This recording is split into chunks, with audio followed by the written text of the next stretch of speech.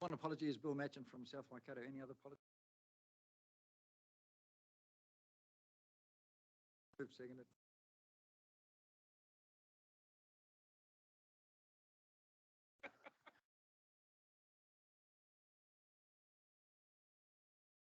Lunch is ordered. We're trying to get through to lunch, so may make it take of an hour.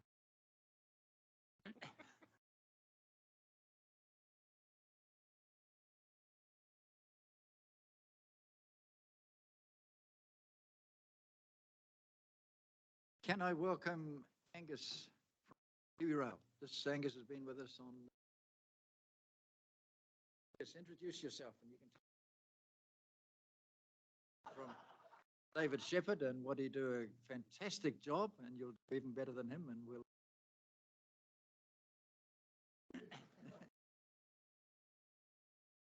Need to turn your microphone back.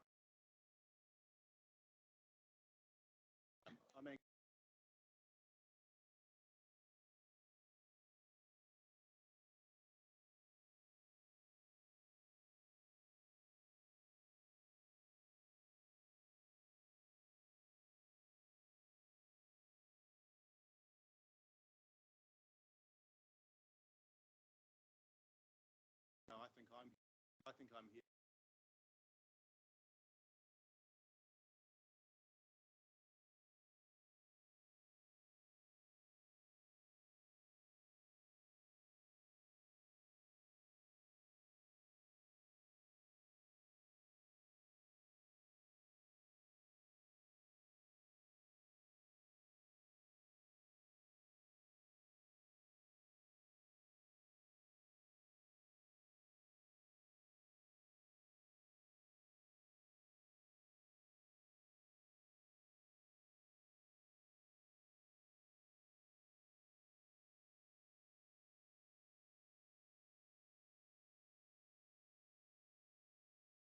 Just 9 years, largely for metropolitan. But $8 billion is a 0.6 of that is going towards our going into the next major upgrade. Plus the massive network. We do all of the funding applications, but we also putting back to the ministers around how we're going. Been pretty positive. Well, You approve the funding applications, you're saying? we put forward the funding application. Although I should note that before going to QRL, I was in Grant Robertson and Treasury Advisor, so in that sense we were doing some approval as well. But not me, not in this current role. Welcome aboard. Ashtani, you got your hand up. Yeah, Hugh. Can't hear you guys unless you speak loudly into the microphone. All right, we will try to accommodate you.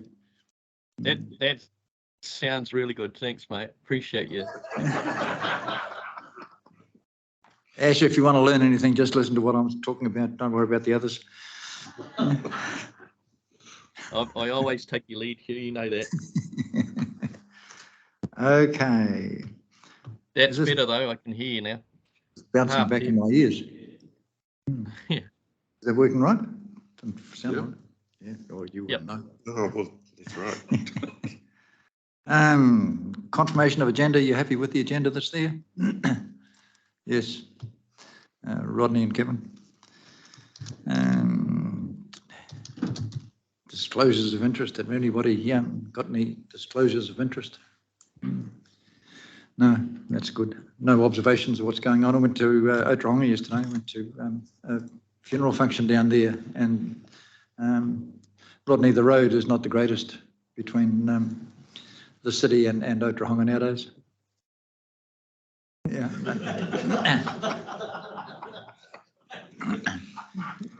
He muttered something about all the stock trucks that are doing all the damage and they're overloaded. And never mind. Okay, let's move into it. And NZTA. Hang on, got a Oh, you got a holiday. We've got all our minutes. Oh, you got 100 minutes to do. Yep. For your information, the technicality is that we receive the minutes from Te Hui and we confirm the minutes from the Regional Transport Committee. And Te Hui, a committee that will come back with nobody knows what happened in there, will confirm those minutes and nobody was at the meeting, so that's fine, that's their problem. So moved. Angela Strange, do I have a seconder? That the Regional Transport Committee, Eugene seconds, of the 16th of May be confirmed as true and correct record. Anybody disagree with that? All in favour, please say aye. Contrary carried. The next lot of minutes we've got is the Te Hui subcommittee of the 17th of June be received. B recommendation too. And a B recommendation, the recommendation of the Te Hui Service Subcommittee that the Regional Transport Committee recommends to Council. So let's receive them first and then we'll deal with this expectation that they are received. Nothing dangerous in that. Rodney moves. Graham Weber seconds. All in favour say aye. The recommendation there, and it comes up that if you like that, the Te Hui subcommittee is looking for $50,000 towards a feasibility study for Te Hui. And they would like somebody else to pay for it. So they're asking us to ask the Waikato Regional Council if they will come up with the $50,000 towards it. So if this committee wants to support that recommendation, it goes to the full Regional Council, who may well say, yes, give them 50,000, or they may say, you're on your bike, go and make your own money. Comments? Yeah, Hugh, well, I've not been a member of this committee. Thanks for that background on the Te Hui. Seriously, could you give me the patronage, daily patronage on average on Monday to Friday on the Te Hui? Yes, I can. Yes, I can. And secondly, can you give me the patronage on the weekends? Certainly, I will do that. One way. Dear Minister. It'll just be a moment to bring it up on screen so that everybody can see it. Thank you, Mr. Chair. I have and recently provided to the subcommittee members an update on daily patronage. I don't have those numbers right in front of my face at the minute.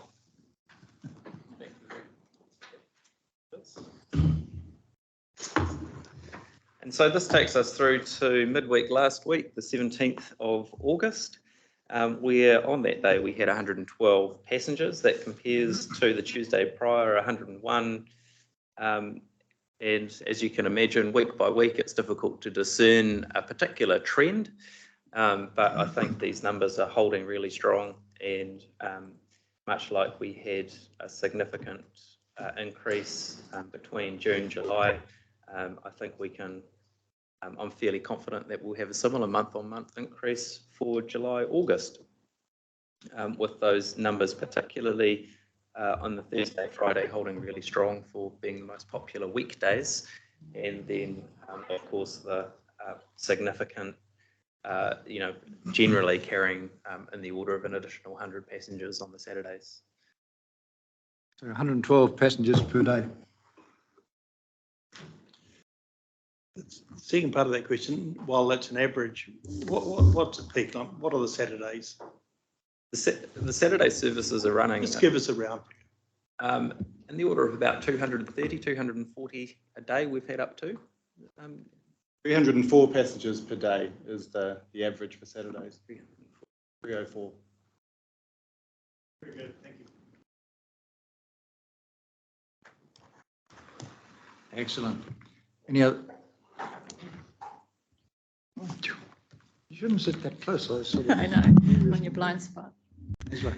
Thank you. Yeah, I speak in support of this. I think it's really important that we look into stations in the north of the Waikato. Pocono station would be amazing to get that whole catchment of people, and would really boost our patronage. So yeah, happy to move that one. Thank you. Any other comments? More of a question. Reading this, the only thing that came to mind was, given the line excuse my ignorance on this, the line goes through to Kōwhata. Is there any reason the default is Pocono and not Te Kōwhata as well? Given Certainly. the growth that's occurring. Eugene will answer that. Yep. Thank you, I can. So the in the last LTP, we put money forward for a business case for Te Kōwhata. And so this has sort of come out of from the relaunch of the Te Huia earlier in the year, where Minister Wood at the relaunch suggested or proposed that a station in the north of Waikato district, being Pocono, catching Highway 22 and that, and good park and ride opportunities there, that it should be looked into. So Waikato district are looking at extending that scope. So the Te Kōwhata business case study then also includes Pocono as well. So we're not doing two separate ones. We're trying to extend that one so we can cover off two townships together. And I'm happy to second that. I'll bet you will. Mark. Yeah, thank you, Mr. Chair. Just one or two additional things that this has been a pretty quickly evolving space, as Councillor Patterson mentioned. In addition to that, we're working with both the District Council and Waka Kotahi about the funding share splits to make the most of everyone's share, and at the moment, based on what's proposed in terms of the investigations for those two sites, it's likely that the regional contribution would be less than that, less than the $50,000 that's being sought, but that will still enable it to happen. In addition, this is tracking in parallel with the regional public transport plan, and the regional public transport plan has in it as the draft which is proposed at the moment to have over the coming 2023-24 financial years to investigate both stations at Te Kōwhata and Pocono. So I'm just drawing that connection between what's in front of you, the work of, and the PT plan that's currently going through its process. Any other comments? So the resolution is that this committee recommends to WRC that they should front with their money 50k to help Waikato District to shorter funds at the stage.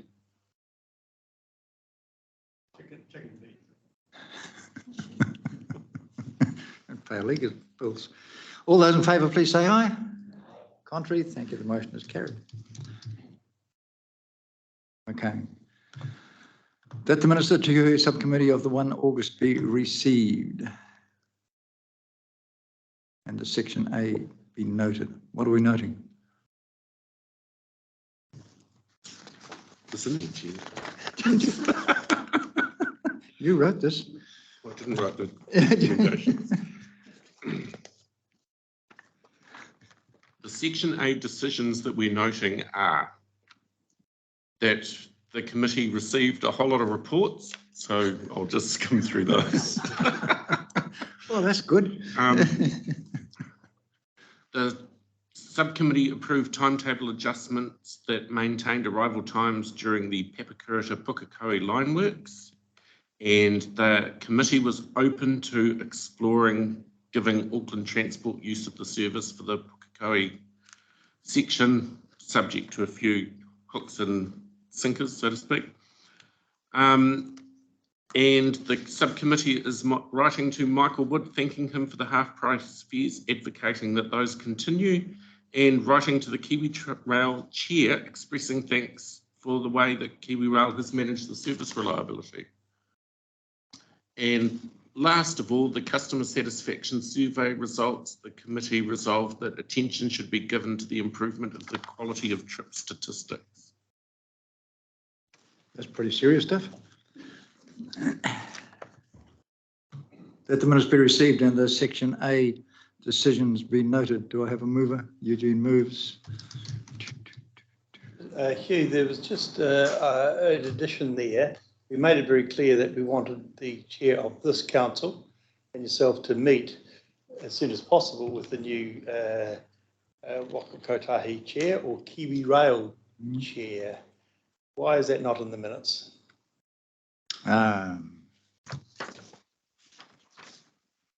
Was it a minuted item or merely somebody making a comment?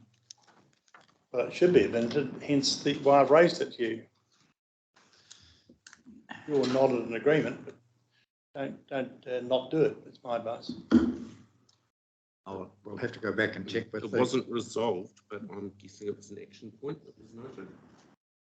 But there's nothing to stop us renoting that. Or...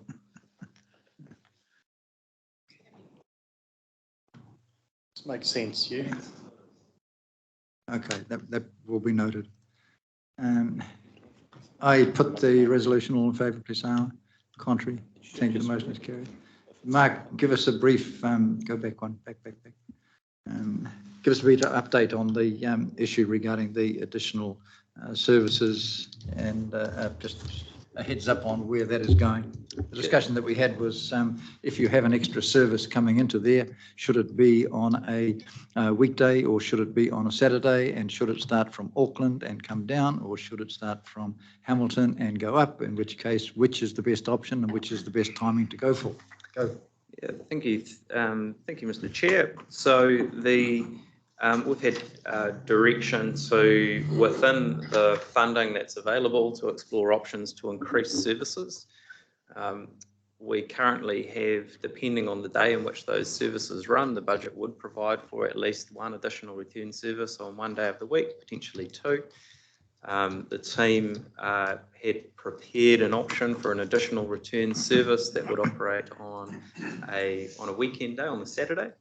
The committee, when we presented that item, were keen for us to explore two things in addition to that. One was whether or not that service would be better run on a Friday or a Thursday, Friday, so weekday, which was the core to the original business case, as a weekday commuter service.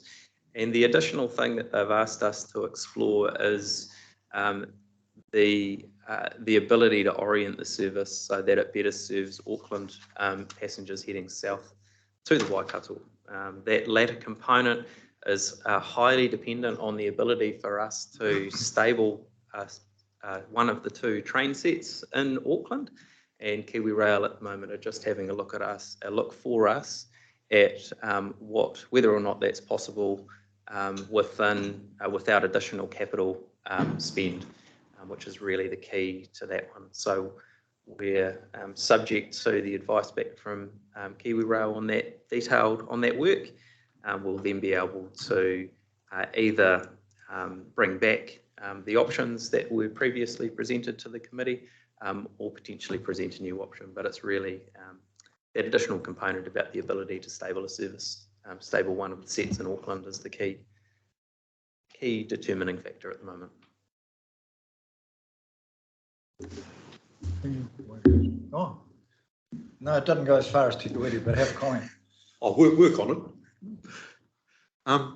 My query is that, in view of the challenges we're having with the bus service having staff drivers running them, how do we get on with the train service for staff and chopping and changing with potential service provision?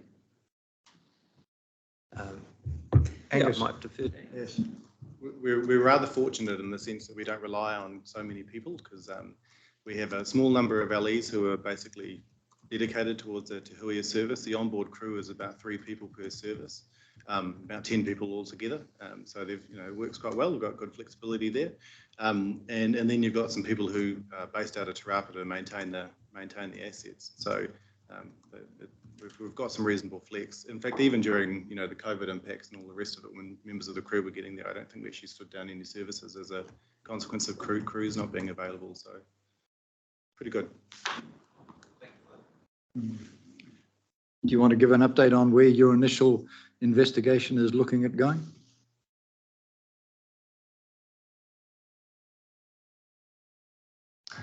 No? I can. I'm not sure if I've got the mic working, sorry. Yeah, it is. Oh, perfect, great. So, I just want to bring those schedule back up and move it. okay.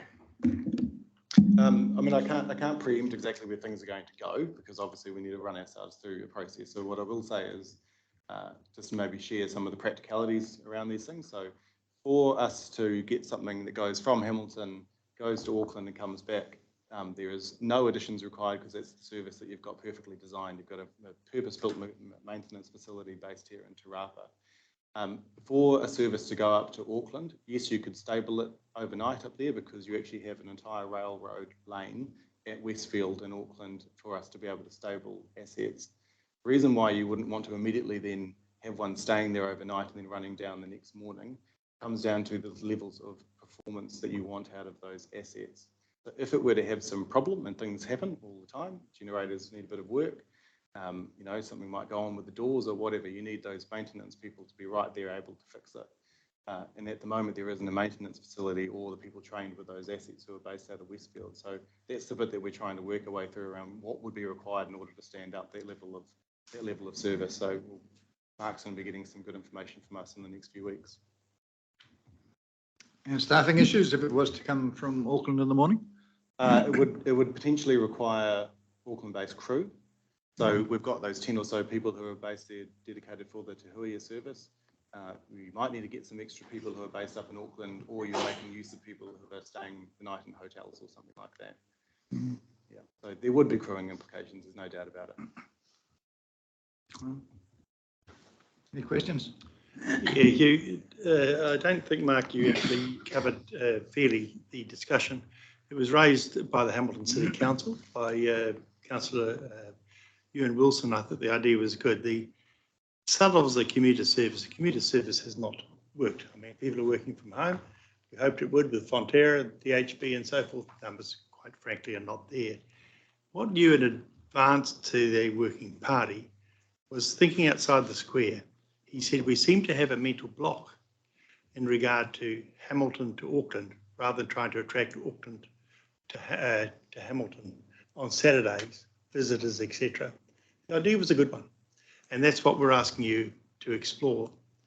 The other perhaps area we asked you to consider is that we don't necessarily want a mental block because your staff are Hamilton based, that they have to go to Auckland, stay with the train, put them in a hotel, or start to rehire a new crew up there training. Blind Freddie can say that's never going to be a runner because of the costs.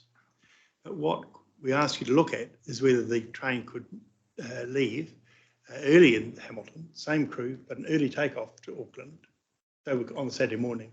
So we do ask you, without explaining or telling you your job, to use the Hamilton-based crew to take the empty train up, so we could actually then leave in Auckland and try and target the Auckland market to bring them to Hamilton, rather than just having the one-way vision, just Hamilton to Auckland. So I just think the narrative there was not quite what Ewan Wilson was promoting.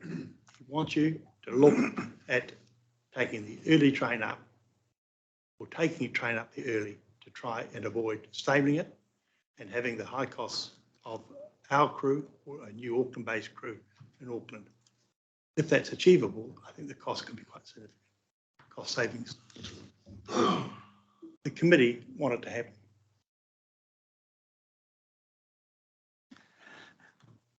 Thank you, Ross. Any other comments? The resolution is there. We put the resolution, didn't we? All in favour, please say aye. Contrary? Done again? Fine. We now go on to Nzta and an update of what's going on with your wonderful networks, how you're fixing your potholes, how you're fixing the Tauranga stuff. But Hamilton is looking great. Thank you, Mr. Chair. There's a presentation up on the screen there. I'll work through that. At the moment, as you might appreciate, our focus is at the top of the South Island rather than in the Waikato, and most of our crews, including our maintenance and operations manager, etc., have chucked on down there yesterday and today to relieve the teams at the top of the South. It's fair to say it's an unprecedented amount of damage to the transport network down there, not just our roads, but local roads, probably more the local roads, in fact. And the scale of damage is actually quite incredible. So, yeah, just shout out to those people that they're struggling and suffering a bit at the moment. In our network, yeah, all is, well, much better. We'll start with the first slide.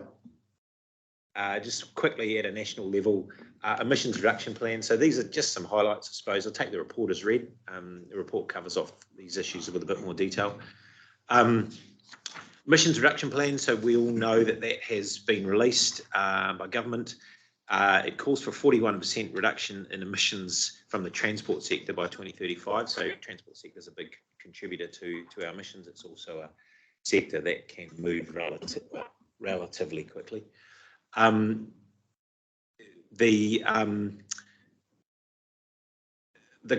suppose the challenge for us is that the bulk of the load for that reduction will fall on the tier 1 centres, which is in our case Hamilton, Waipa and Waikato combined, and Tauranga and Western Bay combined.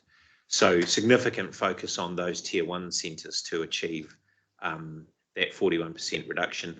And that is going to be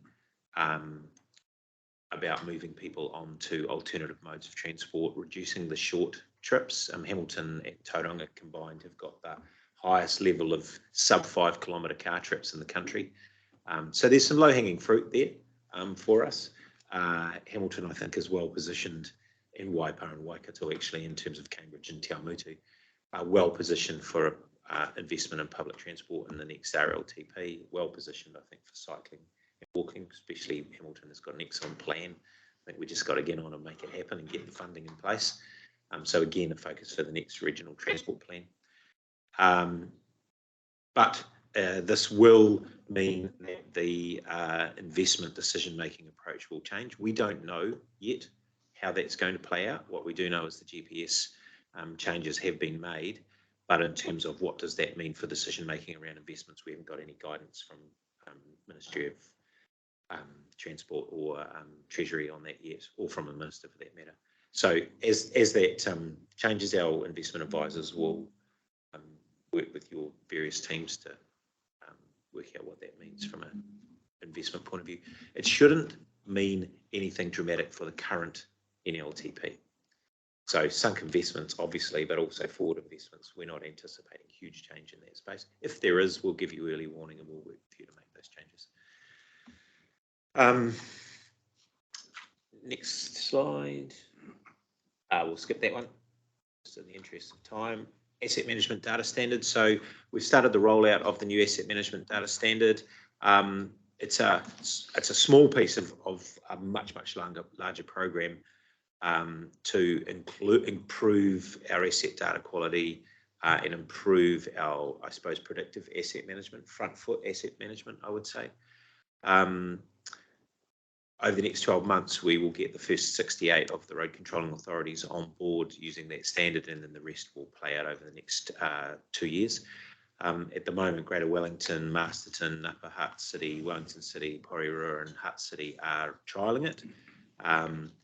And it's already improving their data share, how they're managing their assets across the region, because the issue, of course, with transport assets is they don't stop at the boundary, they roll right through. Yeah, as I say, over the next 5 years, we'll roll out the whole system, but over the next 12 months, we should have most road controlling authorities on board with the system. Next slide. Just a reminder, land transport rule. So the setting of speed limits rule is now in place. And, you know, highlights for us, I suppose, it removes the requirement to set speed limits through bylaws. Ash Tanner will be happy about that for a little while longer. Transitions automatically to lower speed limits around kura and schools, and there's a transition program there to 2027, because obviously it's not as simple as changing a speed sign. And we're looking really carefully at a more effective approach to using safety cameras, and I'll talk about that a little bit more a little bit later in the presentation. In theory, the framework is faster, it's easier. It means that we can look at 3 years worth of speed limit changes. We can consult once, and then we can get on and do the implementation as a regional transport committee. What it does mean, though, is Waikato Regional Council, as the convener of the transport committee, also run the process of that consultation and engagement process, should you all get on board as regional as RCAs, and then Waikato Tahi run a national process side by side. We'll see. It should be more efficient. It should be more effective. It should eliminate the amount of churn there is around the engagement and consultation process, which, to be honest, is what takes a lot of time. As we know, Eugene, in the case of whara, for example. Next slide. Pitch in if there's questions while we're going. Eh? Thank you, Mr. Chairman. David, I'm just disappointed that the schools like the one where my grandkids go are on that 100k, and it looks like it's the country kids are getting left behind. I mean, the speed of the traffic on the state highways it's just got to be fatal. There's no second chance on it, and I just wondered whether more effort should go into that, because the country kids haven't got an alternative transport method, either mum and dad or the school bus if you're within that 6k area. And so they don't have a chance to actually do anything else like the kids in town will do. I just raise it because I as a country person, I don't feel comfortable about leaving a section of our community in limbo when it's absolutely vital that we protect their safety. So the automatic speed limit reduction there is 60 k's an hour for a country school, for a rural school. That has some challenges where we've got high-speed environments currently, because what it means is you also have to change the upstream and downstream speed limits to have a lead into that 60. And so I drove from Whiringa back to Hamilton yesterday, and of course there's a couple of schools on there that are, rural schools, and as I was driving along thinking, right, so we're going to need to kick an 80 in here, then we're going to need a 60. The difference is the intensity of traffic. In an urban environment, you've got kids walking, you've got kids biking, and so they're much more vulnerable to traffic and speed than in a rural environment where you've got children in a controlled environment getting on a bus or getting into mum and dad's car. So I do appreciate that there's some sort of, 40 k's or 30 k's in town and 60 k's in rural seems odd, but it literally is a reflection of the complexity of that transport environment, and the fact that those urban kids have got more options like walking and cycling, so they're more likely to be crossing the road, they're more likely to be riding their bike out onto the road, walking alongside it. It's a massive improvement. Is it enough? Time will tell, but yeah, and look, the fact that we don't have to go through a consultation process to make those changes is massive. Right, there's a whole massive component of that speed limit setting process that's just been done by statute, which is, fantastic from the road point of view. But yeah, that is a massive improvement, because the bureaucracy going through a change of a speed limit has been huge. Not to mention the cost. Yeah. And that means that there's funding that's not being spent there that can be spent elsewhere, which cross that. Maybe that means we can put a few pedestrian crossings in or what have you.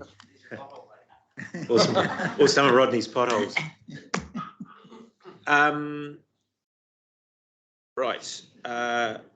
So I said I would touch on the safety cameras a little bit more. So I've spoken about this before. So Waikato Tahi is taking over the traffic cameras from New Zealand Police. That's a process starting now over the next 4 years. As you appreciate, there's a whole lot of software and databases and a whole lot of things that need to transfer, as well as the responsibility. Part of that is an significant increase in the number of cameras in the roading network, and a significant increase in the tools that we have available associated with those cameras. And you'd have all seen the media around the trials we did in Auckland with traffic cameras looking at cell phone use at some key intersections. We've now turned on the function that can do shape recognition and be able to tell us if people are wearing their seatbelts or not as they drive past the cameras. Same rules will apply. We're not going to start ticketing people just yet. This is proof of concept. Will it work? How accurate is it? How big is the problem?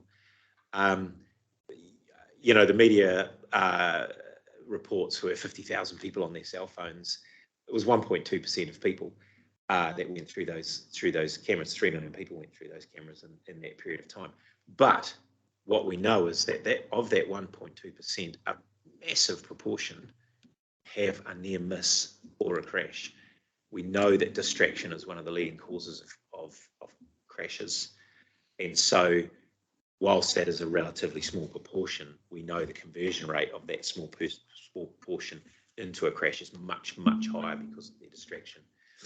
In an urban environment, you might think, oh yeah, well, so they might rear end somebody or whatever, but actually that's where the issue around interaction with pedestrians is particularly of concern. I went on a ride along with the Hamilton policing team, and I was stunned. Probably 70% of the tickets that were given out on that day were people on cell phones. And we witnessed several near misses with pedestrians at crossings. So, yeah, you know, car driving up to crossing, the light changes, I'm still looking at my phone, pedestrian starts crossing and I shoot through the intersection. So, needless to say, that person got a ticket. But it is quite significant. Seatbelts, I get all of the crash reports and the fatal crash reports. So I get a little report pops up on my phone to say there's been an accident as soon as the Auckland traffic controllers know about it. And then a few days later, you get the report that says, here's what happened. Driver, 68 years old, white Tirana, da-da-da, across the lane. I'm staggered at the number of, so at the bottom it says, was a seatbelt or helmet available? Yes or no. Was it worn? Yes or no. Would it have saved the person's life if it had been worn? I am staggered at the number of times it says seatbelt available, not worn, potentially would have saved the person's life. So seatbelts, again, another one that we'll start playing with. The thing about these cameras, we're working with police at the moment to identify the areas where they may have the biggest impact in terms of safety as opposed to revenue. We've got around about 400 sites at the moment across the country that we will prioritise. By the time the cameras have rolled out completely, we'll have 800 cameras. So we'll be able to have those deployed, and then we'll be able to have higher level of mobility cameras. And we're working at the moment around what the privacy issues are, what we can and can't turn off. So these things can tell you what colour your eyes are if we want to. But obviously, privacy laws restrict things. So, for example, at the moment with the cell phones and the seatbelts, all of the licence plates and faces are blurred out automatically. So we can't see who these people are or what their registration is. We will turn off the registration blur out at some point in time when we start using these things for ticketing. But yeah, they're pretty phenomenal. The team have also been approached by quite a few councils to say, could we use these for other things? Because you're going to have this network out there that can capture a whole bunch of stuff. Again, that's a secondary priority for us, but it is something that in the future we can look at what the privacy settings are around whatever else these cameras might be able to be used for. David, just a quick question. I should have forgotten what my question was because of that feeding. Sorry, I'm assuming that once you start ticketing, it will be, as you would be well aware, Hamilton City we're trying to roll out safe cycleways and all sorts of things, and we've got massive plans. Yep. But because we're talking about that, we're seeing a huge increase in cyclists and also getting killed on our roads and injured at an alarming rate. So once you press go and you start ticketing with the cameras, you'll be enforcing and ticketing for those breaches as well. Cars driving in a cycle lane, near misses, abusing cyclists, which they do at an alarming rate, just because someone's in front of them. How dare they be on a bike? Yeah, I'm not sure about the abuse unless they give a salute, because we won't be recording sound. But yeah, the purpose of these cameras is safety cameras as opposed to speed cameras. And so the purpose is about where, and this is what we're talking to police about at the moment, is we've done a desktop. We think these are the 400 sites that we should deploy first because they're the 400 that will make the biggest safety difference. We're sitting down with police now and saying, what's your reality in terms of what you would say? Does it match these 400, or is there some variation in there that we would, shift? And it will be things like running red lights. It will be, bad. One of the things we could do, for example, is, and this is probably something we will deploy, at key intersections, bad merging or people running in orange, what have you.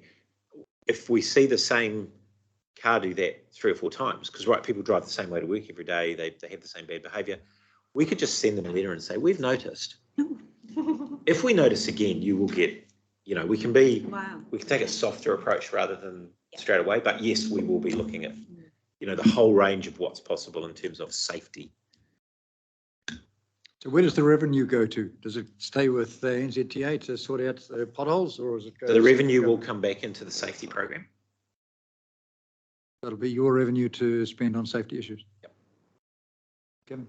Quick question, in terms of the scope, I'm assuming, I read about demerit points being attached to some of these. Is that still the intent?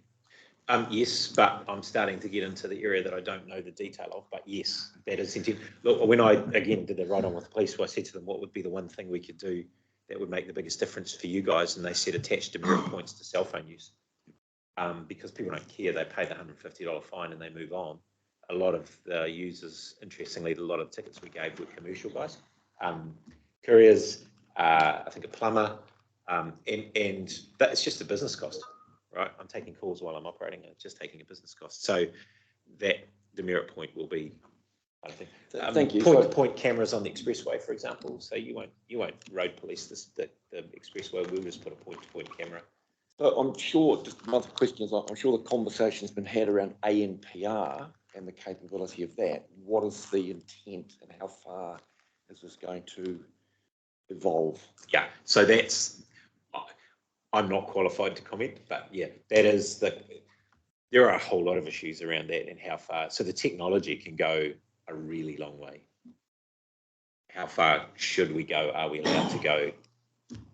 That'll evolve over time.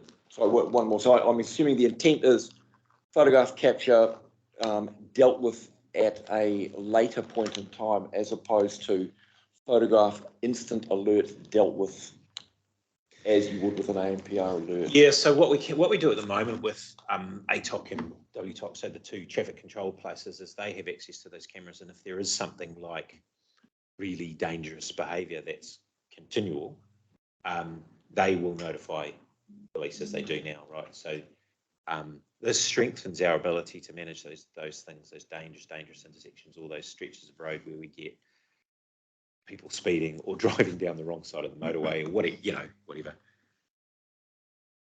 What's the distance from car to camera that it will operate? You don't know that. No, I don't know. Sorry. Do you know, Kevin?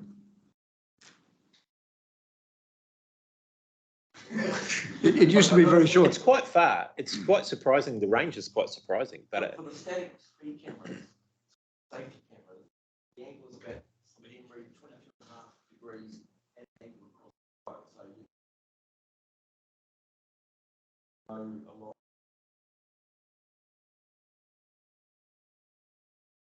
Yeah, it's more than tens of meters, but I don't know what the limit is. Okay, so suffice to say that'll be something I'll just keep coming back and refreshing with you guys as this rolls out, and we'll watch with interest how it plays out at these key sites. Okay, we've got a final question from Mark. Yeah, David, just all this flash technology, is that going to require more humans to sit behind a screen and monitor, or is it all going to be monitored by machine? There's a pretty high level of automation that goes with it, but it does require an investment in more humans to manage the system, because obviously if you go from, I think, something like 80 cameras at the moment across the whole country to 800, if you use them for, at the moment there's a few red light cameras and there's some speed cameras, if you then start using them for seat belts, merging, etc., dangerous driving behaviours, yes, there's an administrative cost that goes with that. So obviously the expectation is that the revenue that comes from fines and what have you will cover that administration cost and then be reinvested into the safe network. Who knows what that revenue would generate, but let's just say 50,000 people over a couple of months who were on their cell phones at $150 each. It starts to mount up. And you'd hope that, 3 months later it'll be 10,000 people because no one wants to get fined, and then eventually it's 1,000 people. That would be great. So, yeah, it does require quite a big investment. Yeah. Thank you. Okay, next slide. One network framework. So we've spoken about this again. Just a reminder that the network has now been classified using the movement and place street category. So remember, we changed what is the type of movement that's occurring in this network, what's the place, and shifting the investment considerations that we use on the one network framework by putting kind of the people and the use first before this is a country road, this is a local road, but actually this is a road that has walking and cycling and schools and things like that. So the one network framework changes that presumption. And what it does is it means that we are more able to do our strategic planning and investment. The next step is to classify what the public transport routes look like, what the freight routes looks like, walking and cycling paths and general traffic. So that's being put in place now, and that'll happen over the next 18 months. And then what that means is when we are doing our asset management planning, our long-term plans and our RLTP and NLTP, we're actually making those investment decisions based on how the network's used rather than what the network's built of and how wide it is, et cetera, et cetera. So it's just an update that that's now in place, and now we're doing those next steps. Next slide. Hopefully it's about driver's licensing. Yes. So we've put in place a new program to address and improve the access to and the equity of the current driver's license system. So one of the things we've heard a lot, and it's been interesting travelling around with Minister McNulty, pretty much the third or fourth thing that comes up at every council that he's visited has been driver's licensing, access to, why can't we have driver's testing in our town, etc. And I'd say the willingness in every council to think outside the square and do things slightly differently in order to enable that has been really, really high, which is great. So over the next 4 years, we've put aside $17 million to increase the number of increase the capacity of driver testing officers, especially in remote areas. So one of the big constraints is actually having enough people to do the testing. And over COVID, that was an absolute, I think we talked about the fact that there was a massive backlog that occurred over COVID. We've worked through that now, but still need more driver testing. Matamata, for example, one of the challenges there, we're pretty much ready to go. We just got to find a person who can do the testing. We've got Cambridge working. What we're going to do is move that person from Cambridge and use them 1 or 2 days a week in Matamata and 3 days a week in Cambridge. That Cambridge is proving to be reasonably successful. But finding driver testers is a challenge. We want to increase the mobile theory and practical testing stations. So one of the solutions, for example, to centres where you can't get to, say at Portakey, right? If you want to get your driver's licence in Portakey, you've got to drive to Whakatane. If you are a one-car family, both parents are working, and the timing for testing is 8:30 till 4:30, Monday to Friday, that can be quite a challenge, right? So the idea around the mobile theory and testing services is that we eliminate some of the barriers to access. We're also establishing a group booking, so you can, for example, a school or a kura or whatever could say, right, we've got 10 kids, we're bringing them all, and you could, do it in one hit. And we're establishing some new regional roles to support community-based driver training and mentoring programs. We are trialling those programs at the moment in Tairāwhiti and Te Taukaro. And what we're trying to do there is work out whether we could deliver those testing stations through community providers rather than through the commercial model that we have for BTNZ. In a big centre like Hamilton, the commercial model makes sense and it's easy, it's accessible, it works really, really well. If you are in Portakey, or if you're in Waharoa even, or Matamata, maybe a community provider is a better way of doing it if you're in Brisbane, if you're in Northland. And the reason for that is if you say to VTNZ, we want you to set up a commercially viable operation to do driver testing in Kaio, they're going to look at you and go, what? That's just not doable, right? We can't make that work. No chance. So forget it. If you go to a community provider, maybe it's the local iwi authority who are already set up to provide social services, etc., And you say, what if you guys would have run it, and what would it cost in terms of subsidy? How would we run this? Could we make it work? So far, pretty much all of them have said, yes, please. Where do we sign? So we're working on that in, as I say, Northland and Gisborne at the moment. And what that does is it also deals with the massive disadvantage that goes with those communities not being able to access driver's licensing. Then you can't get a job, then you can't. We're running those trials for 12 months. We're going to review it 6 months, see how we're going. And then subject to how those trials work, we will look at what we can do elsewhere in some of the communities that don't have access to those driver's licenses.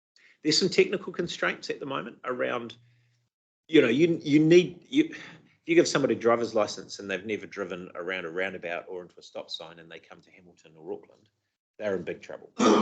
So there are some minimum requirements that we've got to be able to satisfy. What was that? Sorry, I said so have people that have been driving for years around, don't know how to use a roundabout. Well, that's true. Oh, it drives me crazy. That is true. But you know what I mean? The complexity of the environment is really important. So we had this conversation the other day in Kawerau, for example, and they said, well, we've got a roundabout, we've got stop signs, we've got 100k zone, we've got massive logging trucks rolling around our network. You know, why could we not run driver's tests? So we are starting to have a look at what is deliverable. The other thing we're looking at is whether virtual training and virtual testing is an option. Now that's a long way down the track, but it's, you know, it's another option. David, just a question under this, and I think this is great. But it's occurred to me recently that it's been a wee while since I set my driver's license, and I happen to be looking at the road code around cycling because of the safety and stuff. And we've had some public submissions through my committee recently, really concerned about drivers having no clue that you can't actually drive in a cycle lane. You know, we grew up with stick to the left and don't ride the centre line. And so I checked out the road code, and of course it actually is against the law to drive in a cycle lane. So now I'm seeing everyone in the city drive in cycle lanes. So the last, and the education campaigns that you do seem to be focused on safety, drink driving and all of that. If I set my licence today, I would probably fail. I'd probably pass it in the car, but the theory and the practice, you know, I'd just bomb out. So obviously you can't write a letter from day dot and try and keep track of someone with a licence every time a rule changes or things get added. But are there going to be, the last time I think there was a rule change was that left, remember when we changed the left-hand turn to give way? There was a massive national campaign, and for the most part it seemed to go okay. Most part. But is there anything planned in terms of people with driver's licenses who have, like me, and I'm a pretty good driver actually, but have been driving for decades? You know, I got my license when I was 15, never looked back. Doesn't matter how old I am now. It's been a few decades. So, you know, how do we bring those people up to speed, particularly when, as a metro city, we are going to be rolling out, you know, wider footpaths and slower speed areas and lots of cycle lanes? Is there anything going to be planned? So I don't know the answer to that, but let's put that on the action list, and I will find out from our multimodal team what is planned. I'm sure there are things planned. And it's possibly not that. The other one that we were discussing in a couple of meetings ago in the Connections Committee was actually, by law you have to wait. If a bus is indicating to come out, by law you actually have to wait. And look, there wouldn't be any driver in the city that probably knows that. Most of us hopefully do it with courtesy. You know, I get a little thrill when I want, because I'm doing, you know, community good waiting for the bus, but I'm a weirdo. But yeah, it's just those, you know, when you've got generations on the road with licenses that haven't looked at a road code for decades, there just seems to be a massive gap there. So I'd be interested in what we could do about that. Okay, let me look into that. It's interesting you raised the cycle lane thing, because I had a rant at a driver this morning going into Boys High, coming down Tiara Street, right? Big queue, and this he just pulled out and drove down the cycle lane, and Dad, my son said, "Dad, chill out. He can't hear you." Yeah, but it's all too easy there, and I wonder if we need to make some modifications to them to hit sticks or something to make it hard to pull into those things. But anyway, yes, I will find out. I will ask the question, and rather than wait till the next transport committee, I'll flick an email around to everybody once I know what the answer is. Thank you. Ash Tanner, you have a question? Yeah, g'day, David. Hey, Ash. Hey, how are you? All good? Oh, fair to middling. That's the way, mate. Hey, really commend you on the driver's licensing improvements. It's really great. There is another thing I would like to see in there, though, if you can implement, which would be really appreciated out in the rural communities, and it's the same all over New Zealand. We're lucky enough to have a lot of shift work in our district. So, we've Matamata Piako in particular, obviously we've got Fonterra, we've got Ingham's and OCD and the rest of the factories around, so there's a lot of shift work. Now, it is a problem for people with restricted licenses. So I'd like to see a waiver for those people because, they're obviously operating outside of their hours. If they're finishing at 4 in the morning or 3 in the morning, it doesn't cover them because they can't drive after 10 p.m. And I do know of an instance where a young guy got pulled over and it was 20 past 10 as he was going home from a shift and got a fine, quite a substantial fine for being outside his hours. And I think that's pretty shit, really. What are we trying to achieve here? It is a ridiculous restriction that was put in anyway. If you can either drive in the dark or you can't, like we all know, like when we got our full licenses at 15 and we're still here, some of us are. So, I'd just like to see some consideration given for that because it is a real issue around most of the country, in fact, with the restrictions on restricted licensing to the extent of, I know also of like night shift at Ingham's for the cleaners and that. And some parents are having to drop their, kids off to night shift work and then try and pick them up. Well, you can imagine that doesn't last for too long. Yeah. So because they can't drive or they'll be outside their thing. That's cool. Hey, just on a couple of other things. Can we just capture that one, Ash, as something on the actions list for me to follow up on as well? Because I think it's a good point, actually. Yeah, yep. No, and I imagine there is potential for a waiver. I just don't know what the process is, so we'll find out. Yep, because it can be simple as just something on their card that they're coming back from work. It's pretty easy to show a police when they pulled up. That it wouldn't be. It's not rocket science.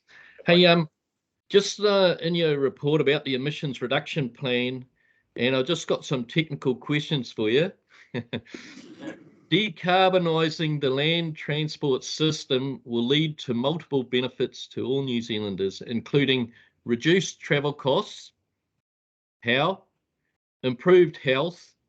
How? A fairer transport system. What does that mean? And better freight efficiency and better road safety outcomes. How? Gee, there's a lot of hows.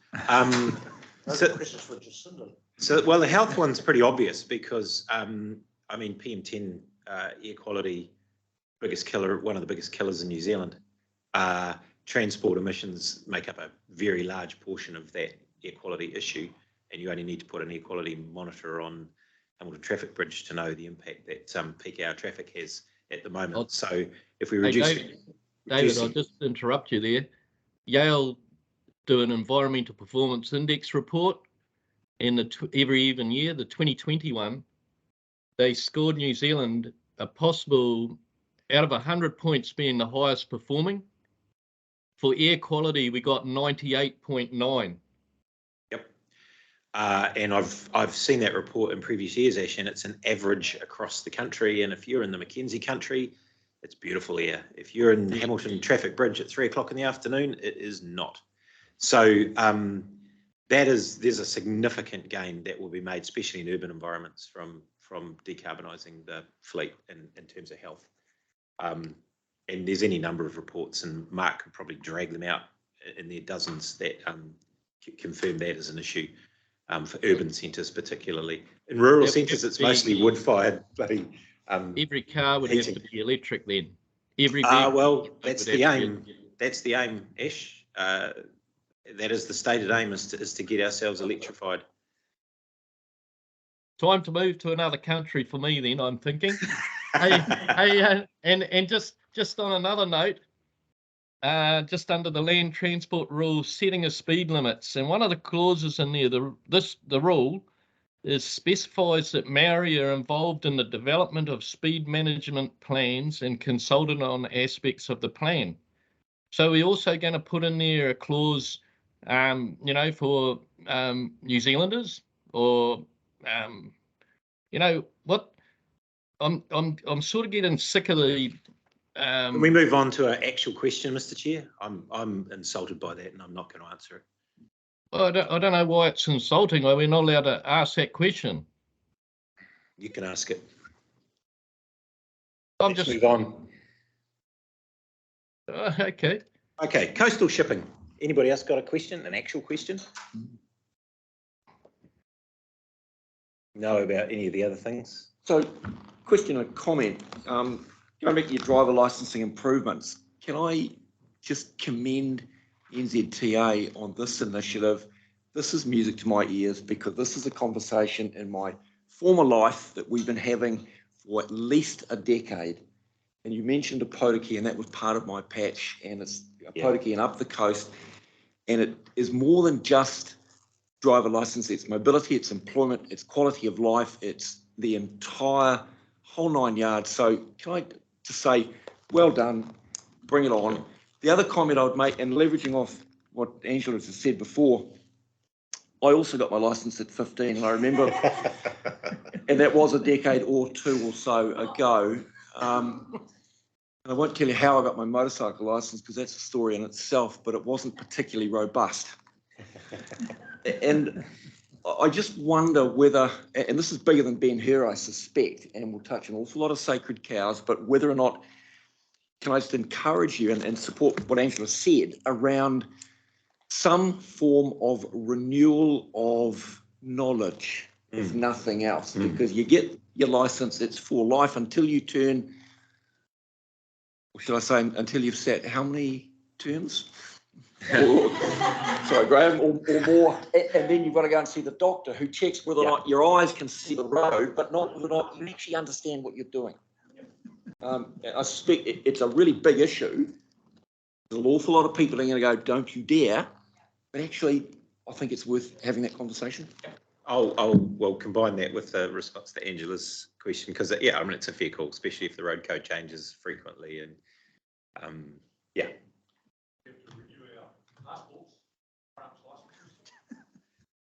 True. Cowboy, I'll find out what the answer to that is. Yeah, I think at the moment it's 70 or 72 or something, isn't it? No, it's a bit higher than that, but I suspect I know what the answer will be, and they will not want to touch it, but I don't see that any reason not to keep pushing the issue. Okay. Isn't there a problem if you go to that level that you're stopping the elderly from driving within their own little borough town areas, of which they're more than happy driving from Snell Street to the doctors, to the super, going home? They will not drive on the highway. They will not come to Hamilton. There should be some recognition that they're capable of driving within an area. Okay, coastal shipping, next slide. Just a quick update here. We've spoken about this before as well. So we had a injection of funding into Waikato to look at coastal shipping options to reduce freight transport on the roads. 4 preferred suppliers announced: Coastal Bulk Shipping, Move International, Swire Shipping, and Aotearoa Shipping Alliance. And we're working with each of those at the moment. At least one additional coastal shipping vehicle each into service. Once those new services are fully operational, the estimate is that they'll remove around 35 million kilometres of truck travel per year. So pretty substantive. And obviously it's a trial at the moment. We'll see how that goes, and then that will inform future investments into into coastal shipping as an option for reducing freight travel. So proposal development stage at the moment. I'll keep you updated as we move forward. It'll probably be a few months before we get to see any real progress in that space, but pretty exciting. And those guys were all really happy to jump on board the trial with us. 2 slides forward. Question.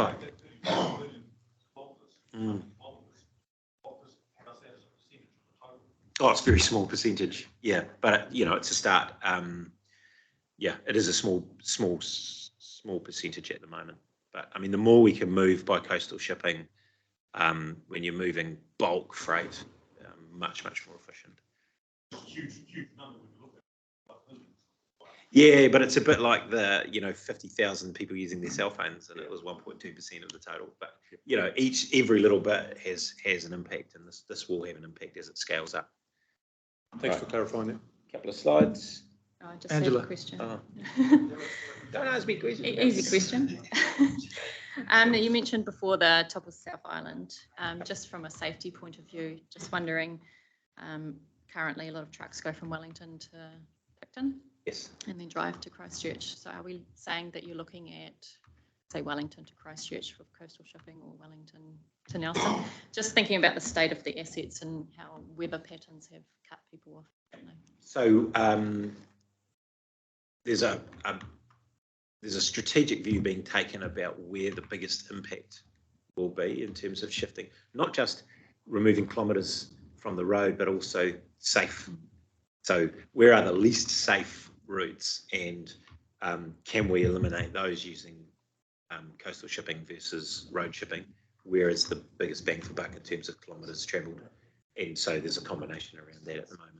Obviously, with 4 companies putting their hands up, 1 extra vessel, it's early days, but that's the thinking that's going into it at the moment. Because some of those routes aren't what you would call well, the next slide will show, but they're not very resilient, and so there's some challenges there as well. And I imagine that you're working with Kiwi Rail with their big recent investment into Picton. We were on the panel that assessed all of the applications for the fund. Very supportive of others picking up the freight. Small amount. Yeah, it's tiny. Okay. Make a comment You may make a comment. on the coastal shipping, but the bulk of the stuff on trucks, like Auckland, Wellington, Christchurch, run, whatever, is time sensitive anyway, and I can't see coastal shipping making much of that. So, for instance, the one they're talking about, Patronage and Nelson, they say it's going to be about an 18-hour trip. Well, you can go Auckland to Christchurch in 18 hours in a truck. A lot of that stuff's curious type of stuff that's on the road. So it's going to eat them. It's going to basically pinch the trains business, so to speak, not the actual. There's not many, like for us, we're livestock carriers, so the coastal shipping's not really going to suit. So, yeah. I think the key thing is it's about a network, right, and having the most efficient network. And there's no question that time sensitive. You're not going to move kiwi fruit on this thing. You're not going to move. So there's a role for rail. There's a role for coastal shipping. There's a role for road. It's about making sure we've got the right stuff, that we're not moving, I don't know, Tom and Bet's furniture from one place to another on road freight when it could just go on the coastal shipping or whatever. Nothing time sensitive about that. You're pretty safe in Otaronga there. The ships won't come right into. Yeah, I'm not sure. When my uncle tried it, the biggest thing when he was trying to do it, which he managed to get the Inter-Island ferry running, but trying to do coastal shipping, that all the ports were too dear. It's his comment. Yeah, I'm not sure we'll get those. Too expensive. We won't get them up the Mokel River. Why not? They used to. Righto. Safe too. So just a quick Waikato update. I'll go through this quickly because I'm conscious of time. Next slide. Obviously, we've had a massive winter from a road network point of view. Slips like that one have been all too common, unfortunately. So at the moment, what we aim to do is just do management and maintenance over the winter period, not renewals, not the upgrades. partly because weather, not partly, entirely because of weather. You can't lay bitumen, for example, when the road's wet. You can't lay it when the temperature's below 18 degrees, et cetera, et cetera. So there's a whole lot of reasons why winter really is just let's hold the roads together, let's do the maintenance. The recent weather events have been massive for us, and we've had crews diverted to State Highway 35, State Highway 25, now down at the top of the south.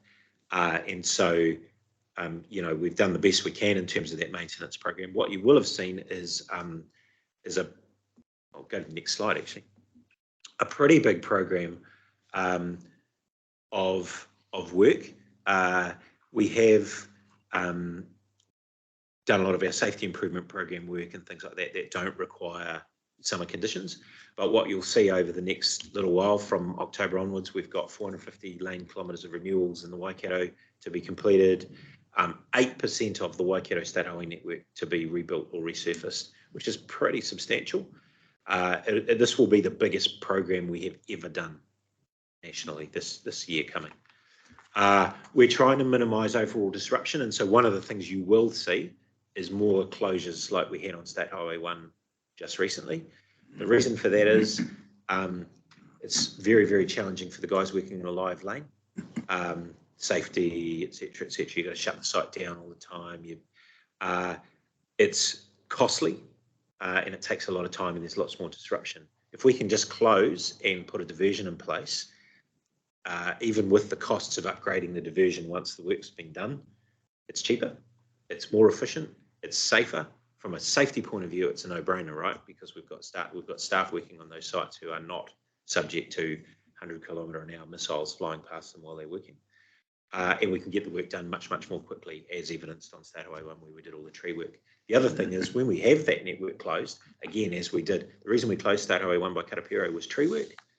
Guys did some resurfacing, they did some realignment, they did some safe improvement program, median strips, they did all the water tables, everything while they were there. Walked away, that piece is done now. We don't have to come back 3 times. So you'll see a lot more of that coming over the next little while. Next slide. Good news story, Waikato Expressway. So we had the completion event, 102 kilometres of expressway now open. It's a lovely drive.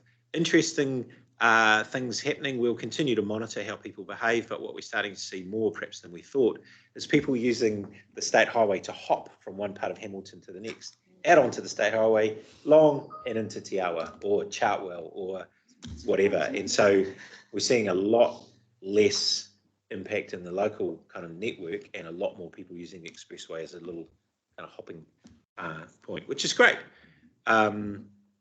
We've got some feedback already from trucking companies over a sample of 14 trips. The feedback to us was that they estimate State Highway 1B, Cambridge to Auckland versus State Highway 1 Expressway, Cambridge to Auckland, round about a 7.5% saving on fuel. Sorry, Auckland to Wellington, round about a 7.5% saving on fuel just because of that expressway, which is about 37 litres of diesel on that trip. The other thing that they gave us was a profile of vibration in the cab. And it's really interesting here, this vibration kind of thing like this, and then the expressway, it was basically flat. And the comment around that was, from a driver fatigue point of view, that's awesome. Their guesstimate is around about a gain of 14 minutes across that trip, which is about a 16% reduction in travel time as well. So, you know, that's 14 trips. It's not a big sample size, but it's a start. And so we'll continue to work with those companies to just continue to gather that information. But, you know, pretty exciting from that point of view.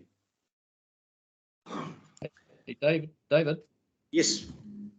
Ash here again. Hey, yeah, that's Waikato Expressway is having a real impact too. It's taking a lot of the trucks out of Matamata, you know, coming through the town there. So it's having it's hugely noticeable, especially on that Mangawhiro Road area. And so yeah, it's working. Yeah, Ash, we got some quite good feedback about Waharoa as well in terms of the truck, the drop-in trucks going through, and of course we're planning to do those speed tables and some of those changes. So from those smaller town point of view, when the vehicles are just going, they're just going through, right? So they're not stopping anyway. It's surprising actually. We're seeing changes we didn't, we expected, but perhaps not to the same scale, which is really, really gratifying. So Yeah, that, it's really that's good. noticeable. Yeah. Real noticeable, eh? So take the pressure off 27 and State Highway 27 too. So it's really good. Yep, and hopefully it drops the costs of maintaining, those networks as well. Well, it will drop the costs of maintaining those networks. Next slide. You'll see just over the next little while. Sorry, David. Just a couple of questions. Oh, you were first. Yeah. Okay then. I'll go. Yeah, thank you, David. I was just wondering the impact on the local roads with the exits and on-ramps, etc. I notice, there's been some of those line things put across the road counting traffic moving onto the expressway.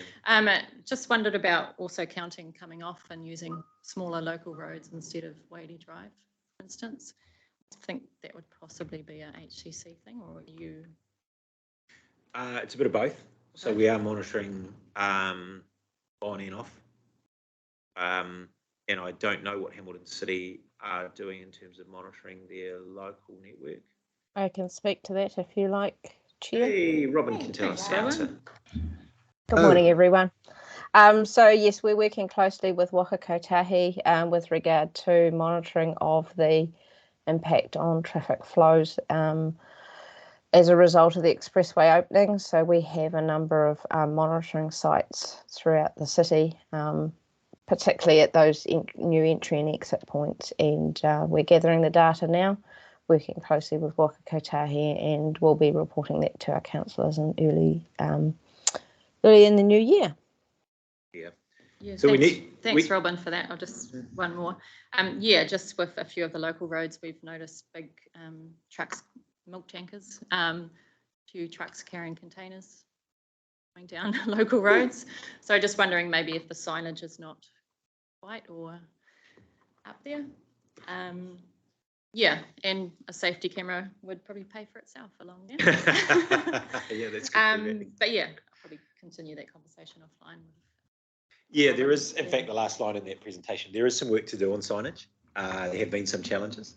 And partly that's just people getting used to the new, network, but also people saying, hang on, what's this Ruakura thing? I've never heard of that.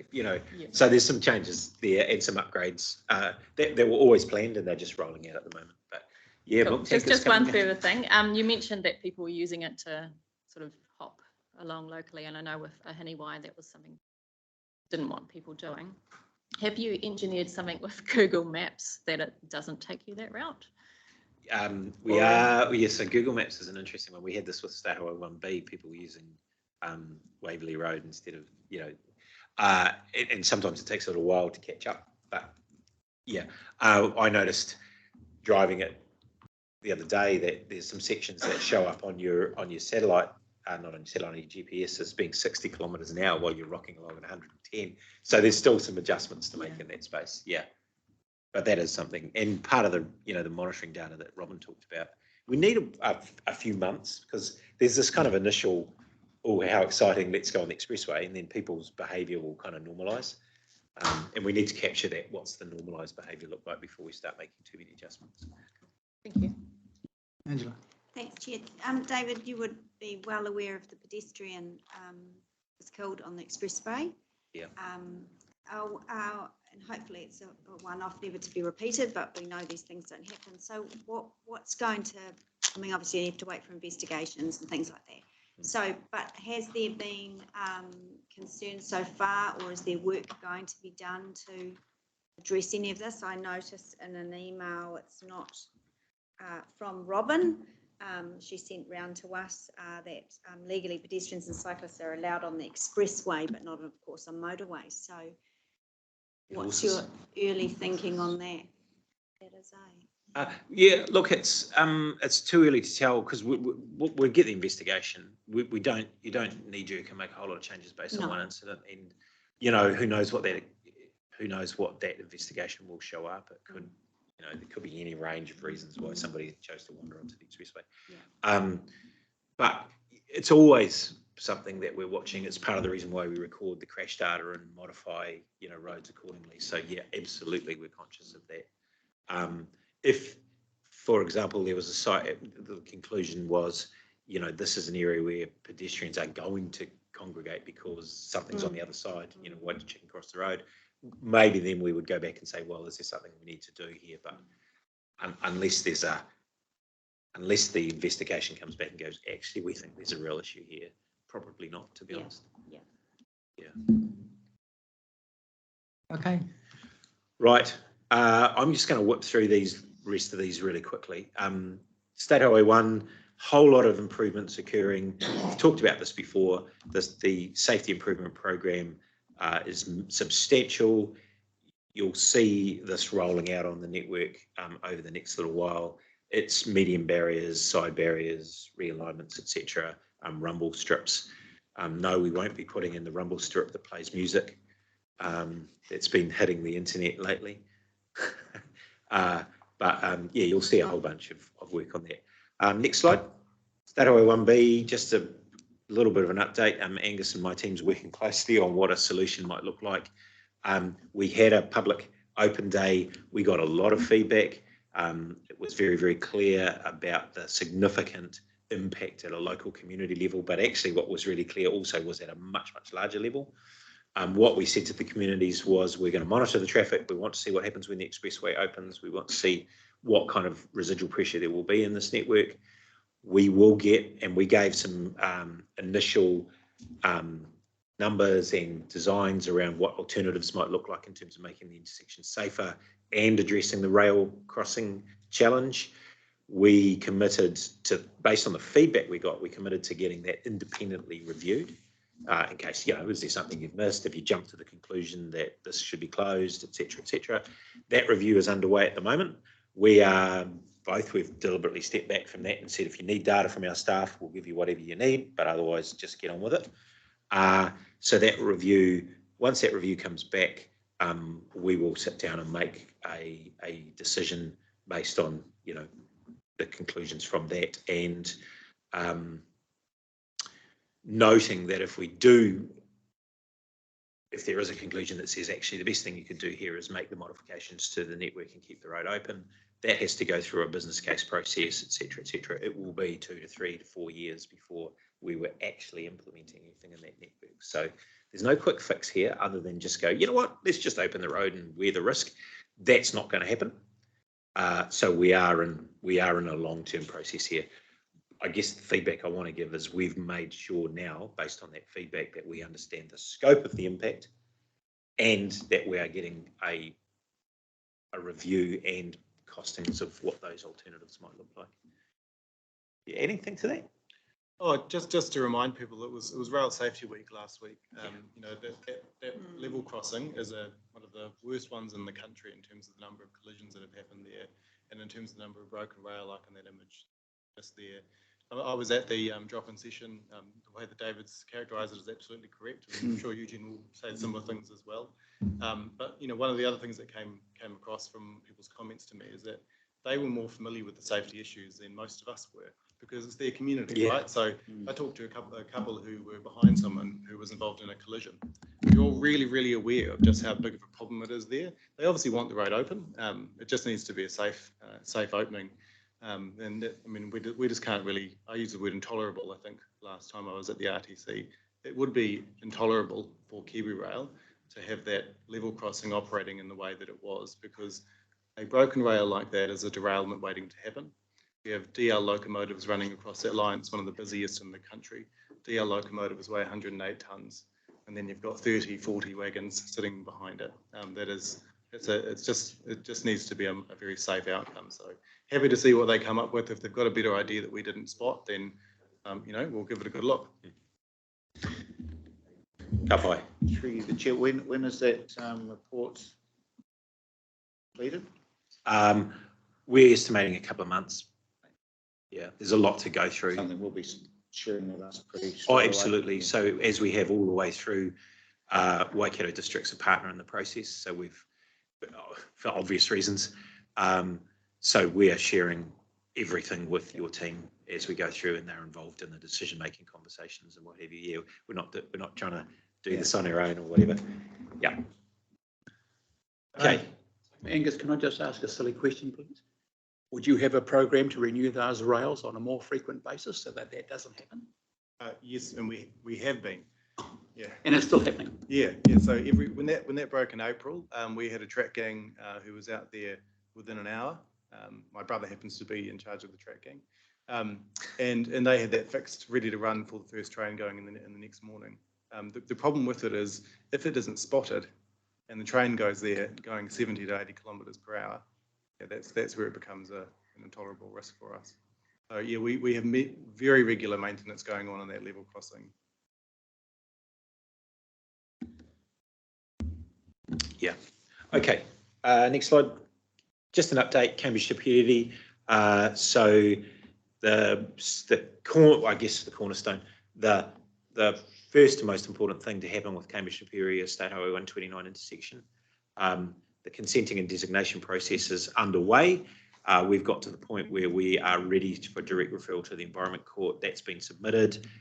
We're looking at a hearing starting on the 5th of September to get that consent and get that piece of work underway.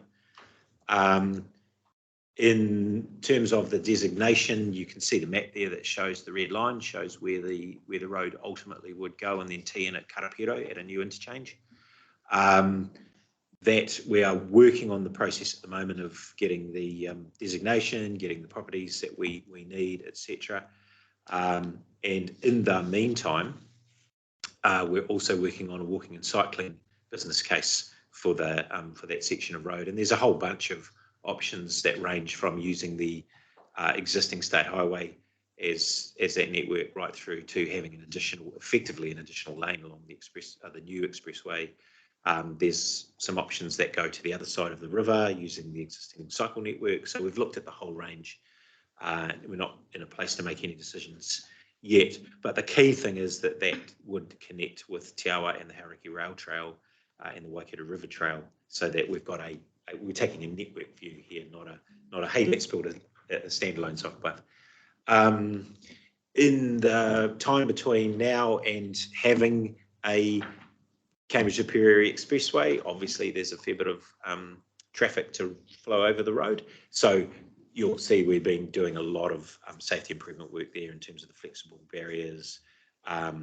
We've pretty much got to a place where the next stage of that requires more engineering because there's more roads coming in and driveways and things like that. And so the next component of that safety upgrade will require some more significant interventions to make it work. But we're committed to that program to make that piece of road safe while we're waiting for the expressway to kick in. Next slide, just an update. Glenview Bus Hub.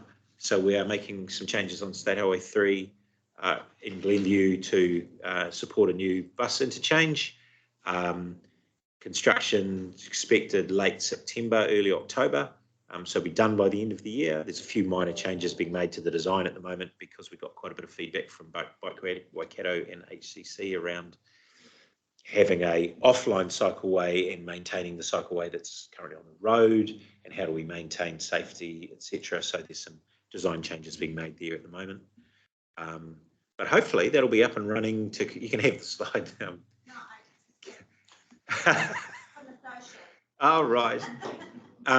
Hopefully that'll be up and running to coincide with the launch of the upgrades to the Comet service, which will be great.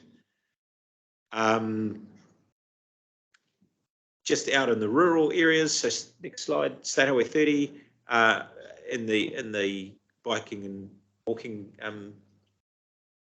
context, we've put a new bridge at Atiamuri over the Mana Karahiki stream. And so that's part of there's a cycle network right through there at the moment, mountain bike tracks for Africa, it's brilliant. But they were being driven up onto the road bridge. So there's now a cycling bridge there, and that was opened a month ago, end of May. So pretty exciting. And I've actually ridden it, and it's very, very cool. Mangatama Bridge, so next slide. We were doing some deck replacement last time we spoke here. Pretty significant piece of work. It is now being completed.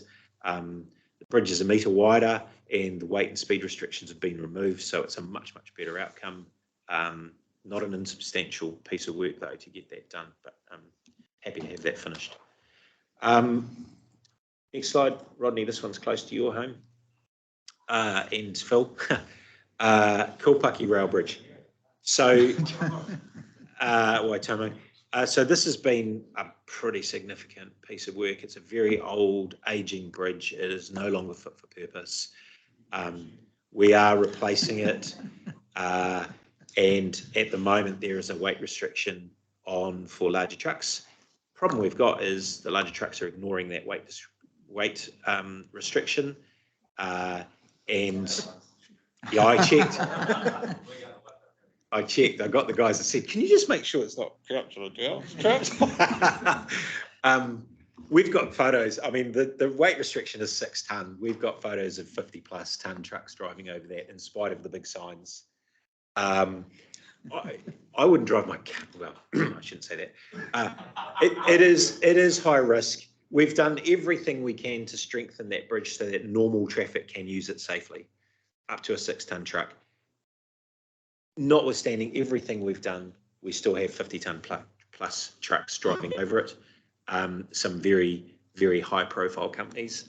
And so we are very likely to close it. We're looking at the moment at options around partial or fully closing it. Now, the impact of that for those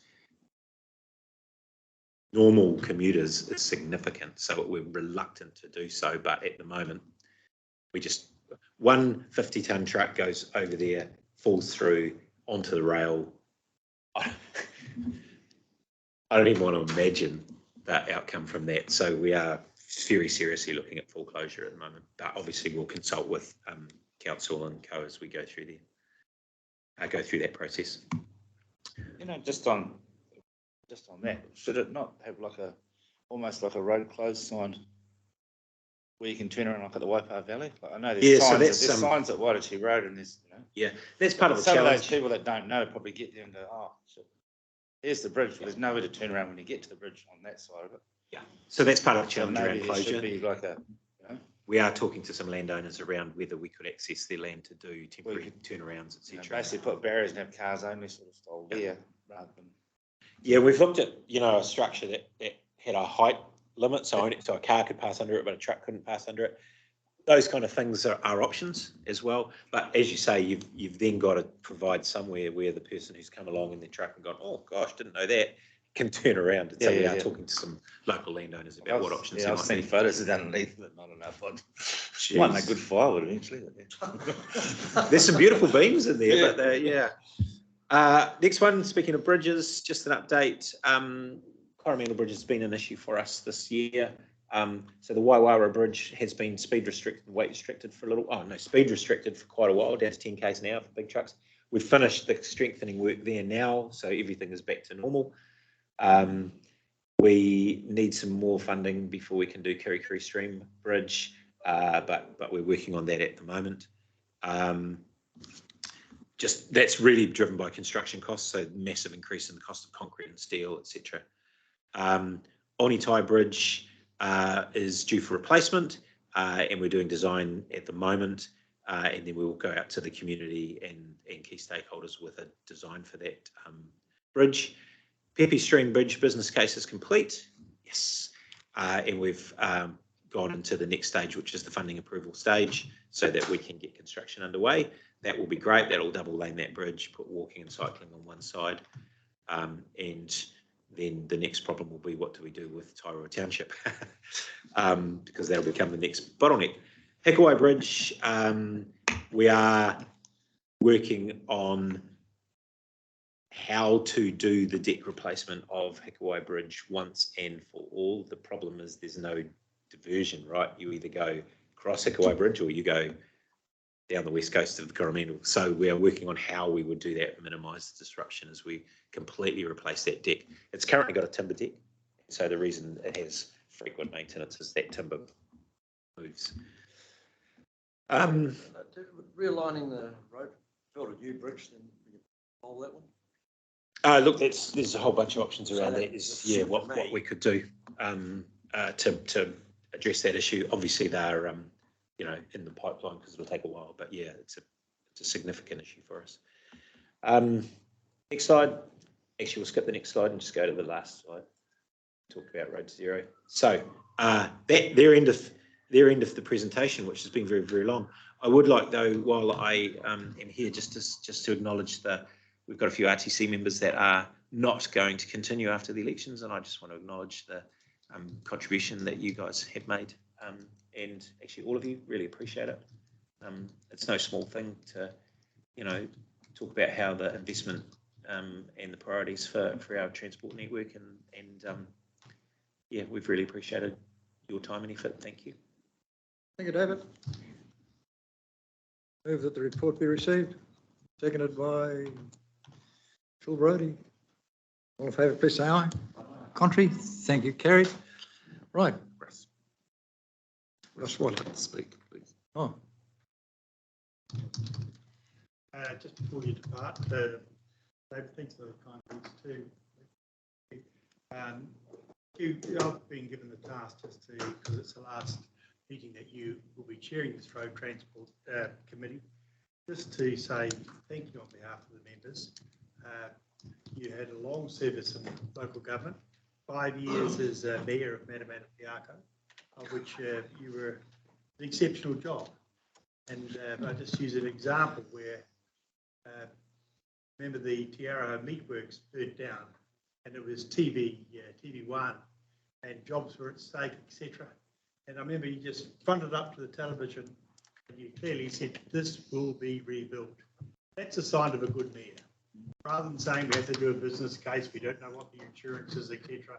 Who is so positive, a large employer in the city, and you just led by the front when you were mayor. You did the same as you have chaired this over the last 3 terms. 3 years, or I'm sorry, 9 years on the Waikato Regional Council. Probably, in my view, is the skill that you have shown of where you carefully and sensitively work with the different governments of the day. I mean, for example, Pariri was very high in the priority of this council to get that state highway continue south. And changing government, that's what happens. And but you worked with it, you carefully worked with the Nzta, now Waka behind the scenes to ensure that that project will, in time, be completed. But I think your crowning glory was that of the Te Huia. And I'd met you many years ago, Hugh. In fact, when I was mayor of the city of Hamilton, it was the same time you became mayor of Manamata-Piako. But by way of demonstration, the the Te Huia is a project that I don't know you were that excited about to start with. It really wasn't, particularly with a right-wing government that had more chance of pigs could fly than actually have to reinstate a rail between Hamilton and Auckland. But you actually courteously allowed Sue Moroney at that time, was the local MP and an advocate for this rail, to have her day in court, and she was as popular as a pork chop at a Jewish wedding when she presented at our old building in the rail, and people were rolling their eyes. But today, with your courtesy and encouragement and leadership, this project is a reality. Hugh, I watched as first we had the meetings at Waikato District Council, then we used to go to Pukekohe to try and encourage Auckland Transport to actually participate in the meetings. But we always had a refreshment at the Rangariri on the way home to kind of and try and encourage each other. There's no doubt we'd got knocked back for the 18th time. But Hugh, it's your leadership on the Te Huia is just a demonstration of the quiet but very effective way in which you chair a meeting and lead a standing committee at council.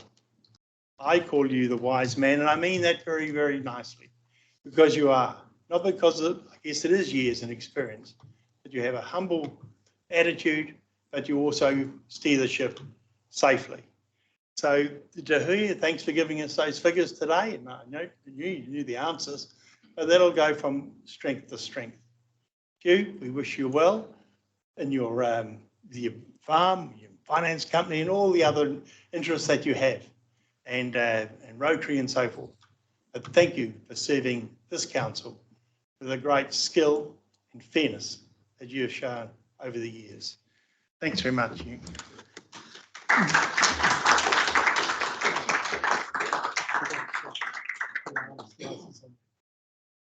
Thank you, Russ.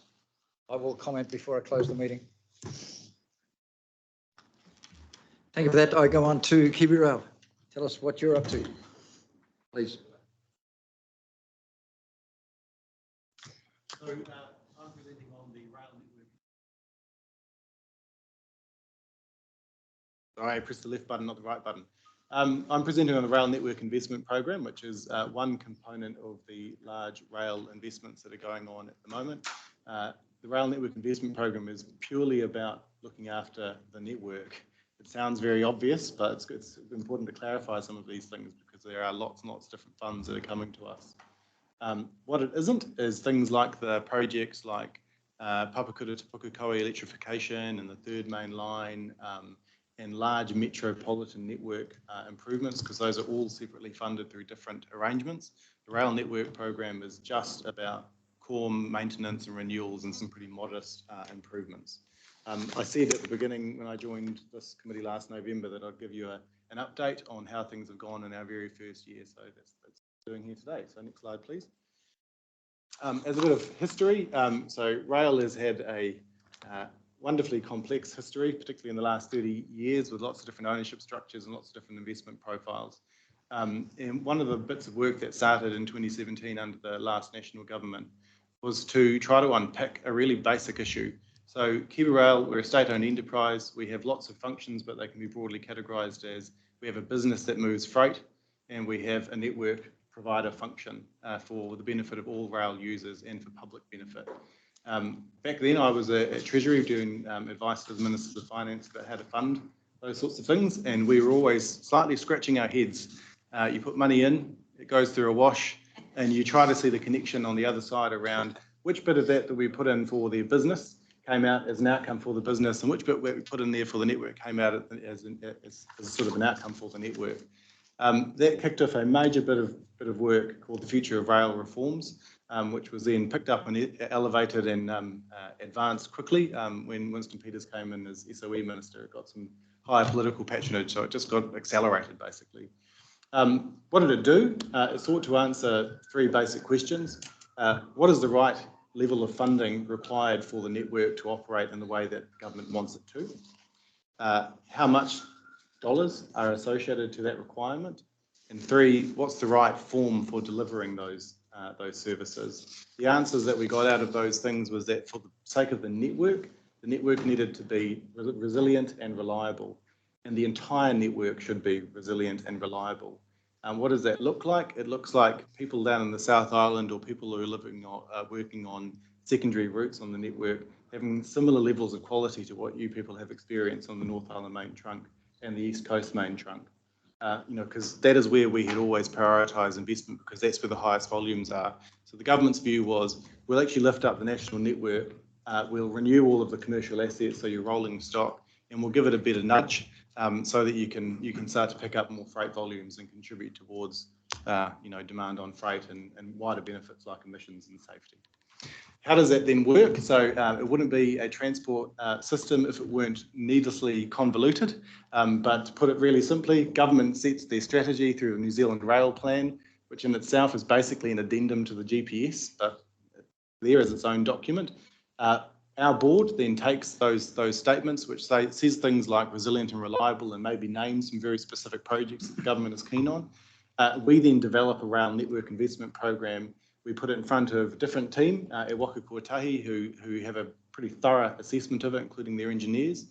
And then they put up advice to the Minister of Transport and say, looks reasonable or doesn't look reasonable or whatever.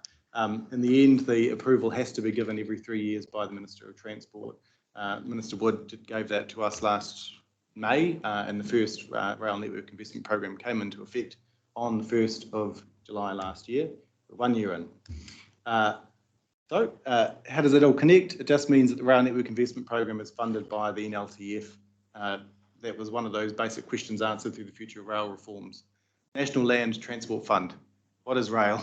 It's land transport. So we now access the Land Transport Fund. We don't get it through separate appropriations, which were mixed in with all of our above rail funding and all of those sorts of things. It is very clearly separated.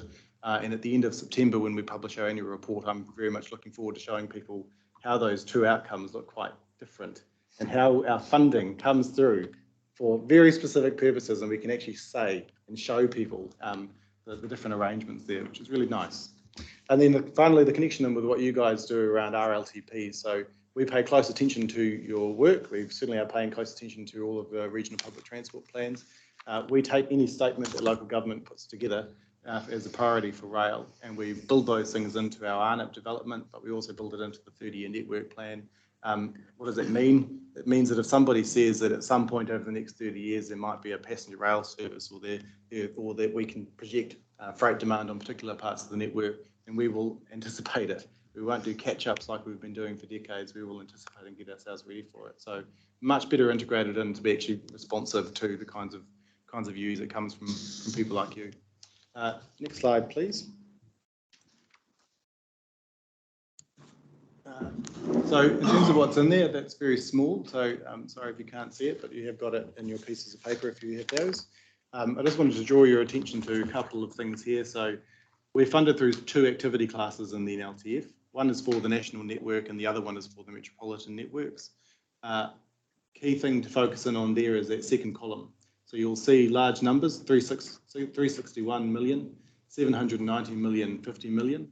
What's notable about that is that 790 is deliberately the big number, because that is all about catch-ups. So that's where most of the focus of our work is going on at the moment, because it's about catching up with work that was deferred. That top number there, 361, that is basically the profile that you would be expecting to see right into as a sort of an ongoing investment, because once we've over the hurdle, got our catch-ups done, we'll be at a point there where we're just maintaining the national network at that resilient, reliable level. So I say earlier about the $8 billion number. Yes, it's a very big number. We don't expect to keep receiving $1 billion in every single budget, and nobody would expect to keep giving us $1 billion in every budget. The point of what's going on at the moment is that it is entirely focused on catch-up renewals. What does that mean? That means we're actually lifting up the rail and putting down brand new rail. It means that we're doing all of the other associated boring bits at the exact same time. So things like brand new culverts going in, so that when the water gets high, it doesn't wash out the base and the ballast, and then means that you get a drop, and that means that we have to slow down our trains, and all of those sort of reliability issues start to come through. The entire bit is lifted up to a much higher spec. So it's bloody exciting is the key point I wanted to make there. The last bit is the other point to draw your attention to is that $50 million in the scheme of transport investment, that's a small number. That's there on network improvements. So for the purpose of the RNIP, because you want to put it in your head as being this is the base, the platform of the rail network. The way that the government has tended to fund network improvements has been through separate mechanisms like New Zealand Upgrade or provincial growth funds, those sorts of things. But eventually what we would expect to see now that this has been instituted, that network improvements number will start to go up, and it'll be lumpy expenditure associated to major projects. Next slide, please. So the second activity class is around the network investments for the Auckland and Wellington Metro networks. So lots of things like replacing signals, desperately needed where I live in Wellington. So it's a good program that is underway at the moment.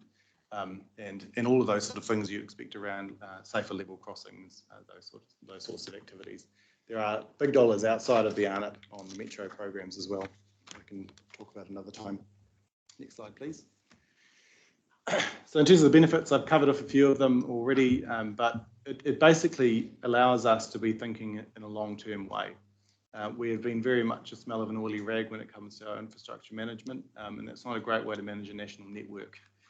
So now that it's integrated into the NLTF, it gives us the same sort of benefits around what we see from our road network of it being a long-term strategy, well well planned, all of those sorts of things.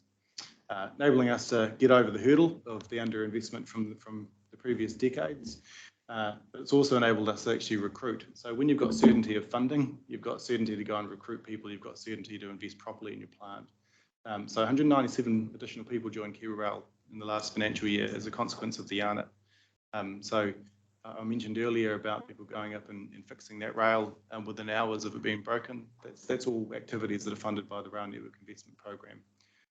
Our ability to be responsive is entirely dependent on our access to resources and in particular people. But it also means that we can do really good, thorough planning, and it also means that we have much higher quality of information about the standard of our assets. So smell of an oily rag, you don't go and do really, really thorough asset data for every single part of your network. You put all of it into the areas where the highest demand is. So one of the major bits of work that happened over the first year of the ARNET was a data collection exercise. So I like to use the word boring, even though members of our asset management team would be very upset with me. But you just can't manage a network like that if you don't do that stuff really, really well. So that involved them going up and down the network, doing pretty thorough, extensive surveys, and that level of planning just is pretty fantastic. Of course, notwithstanding all of those things, the last financial year was also a very odd one with COVID, with international supply chain uncertainties. That played out in a really big way for us because we expected to get a major arrival of new rail earlier this year, and it was a couple of months delayed.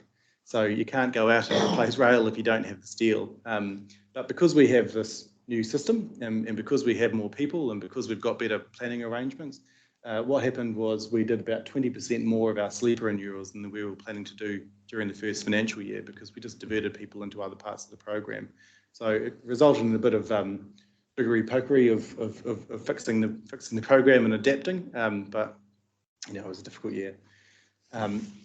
Next slide, please. Now, also very small, so I'm going to look at my own piece of paper. So in terms of the year one performance, so what you've got in front of you is I've pulled out the key parts of our KPIs, which Waikato Kotahi monitor us on. The key ones that tell us a story about what it means to have a resilient and reliable network. So they are things like temporary speed restrictions, which is what we do when the rail isn't up to spec. We slow down the trains because if you've got a bow in what should be a straight line, you've got a risk of a train falling over. So to get past that, you have to slow them down. And if you slow down your trains, you're going to slow down your service, and you're not going to offer as good in the competitive service as you really want to be able to offer to your customers, be they freight or be they passengers. So we achieved them. I should also say that map. That's the way that we look at the network. Isn't quite perfectly aligned to your regional council boundaries, but we look at the Central North Island as being pretty much all of what you've got in Waikato and almost all of what you've got in Bay of Plenty, but it goes a little bit further south and slightly further north than you might, which is why I put up Waikato and Bay of Plenty there together. So we managed to get all of those in a pretty good space, not quite perfect. So some of the Te Rapa ones there are still temporary speed restrictions. That's all a consequence of people not being able to replace certain bits of rail and all those sort of things. So we didn't quite meet it for that part of the year. But we did for the priority routes of the ECMT. So all of the East Coast Main Trunk, the temporary speed restrictions that we wanted to lift, were able to be lifted, which is fantastic. The track quality index, I can never get my head around exactly what the technical terminology is for this, which is why I've written it in the way that I always describe it to people, which is the proportion of the track in optimal alignment with what you actually designed it to be like. But there are many things that go into that. So if ballast is too low and it drops, or if it bows, or lots of wonderful things like that. But basically, does it look like what you designed it to look like? Is what TQI is. So we achieved that in all of the priority routes within your Waikato boundaries, and we almost got that, but in Murupara we were just slightly out. The measurement there is a percentage, and it's a percentage because it's the only way you can measure it when you get up to sort of national or even regional ways of looking at it. But that TQI is much more detailed on a line-by-line basis, but once you start going up with different bits which have different corners and different grades and all of those sort of things, you end up doing it, did it pass or did it fail? How many of them passed? If it was all of them, then you're 100%. And failed, just to be clear, doesn't mean that it was major infrastructure failure. It just didn't quite meet the standard. Heat 40s, so rail, it's metal. If the sun gets hot, it's going to bow. So you have to de-stress your rail to make sure that it's capable of flexing and all of those sorts of things. If you don't do those things, we have what are called heat 40s, which mean that we immediately have to slow down our trains to make sure that they are operating safely and that we're mitigating any risk. So what is that telling us? It's telling us that we had all of our track gangs who were going out in all parts of the network in Waikato and Bay and Plenty, de-stressing the network ahead of summer and during summer, and all of those things were done perfectly well. Finally, just a little bit of information about sort of volumes that you've got going on here. So there's 1.1 billion net tonne kilometres. So we talked about 35 million NTKs on coastal earlier. 1.1 billion of what we moved last year was moved within the Waikato region. That was out of 4.1 billion net tonne kilometres that we shifted nationally.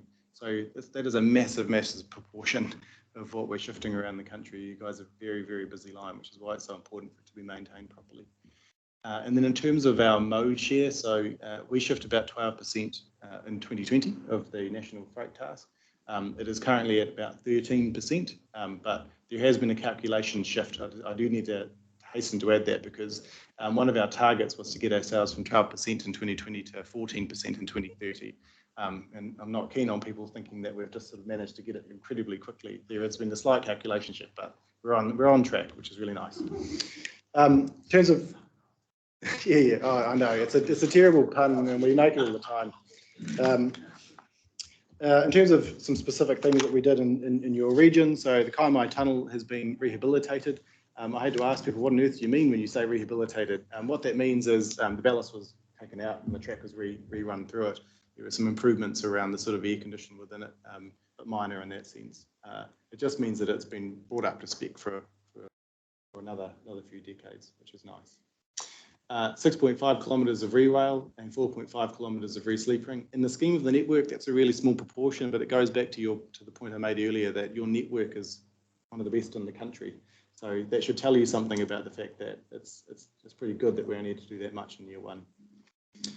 8 Turnouts Renewals. So those are bits that just sort of go off the side or turn into a different part of the network, and they get obviously a lot of pressure because there's trains that aren't moving on a straight line, they're moving on a corner over them. So renewing those is really, really useful. Level crossings renewed means that they're safer. And then 18 kilometres of fibre telecommunications were laid. So all of the sort of stuff that supports our signalling systems, absolutely critical for the operation of every single user of the rail network, relies on those cables being updated. I have no idea how old they were. I should have asked that before, but they were in desperate need of it. Next slide, please. God, just go to my own page. Thought I had good eyesight, and this is actually now shocking me slightly. Right, so what is that telling you? That's telling you the work that's happening over the next couple of years. So one key thing to have in your head about the RNIP is that we do it in 3-year stints. So the overall program is, we tend to put things in for year 1, year 2, and year 3, but overall there's an expectation all of those things will be done over the first 3. So for next year, you've got another 6 kilometres of re-railing coming through, another 7.4 kilometres of re-sleepering, and more turnouts being replaced. There are bridges that are going to be totally taken down and renewed, and they will last another 100 years really, really well. Lots of level crossings that are going to be upgraded. Lots of signals, even much more of those cables being laid. And then all of the other stuff like the new culverts, new slope stabilisation, desperately needed after the winter that we've had, which has felt like one of the worst in terms of the number of slips that we've had on our rail corridor.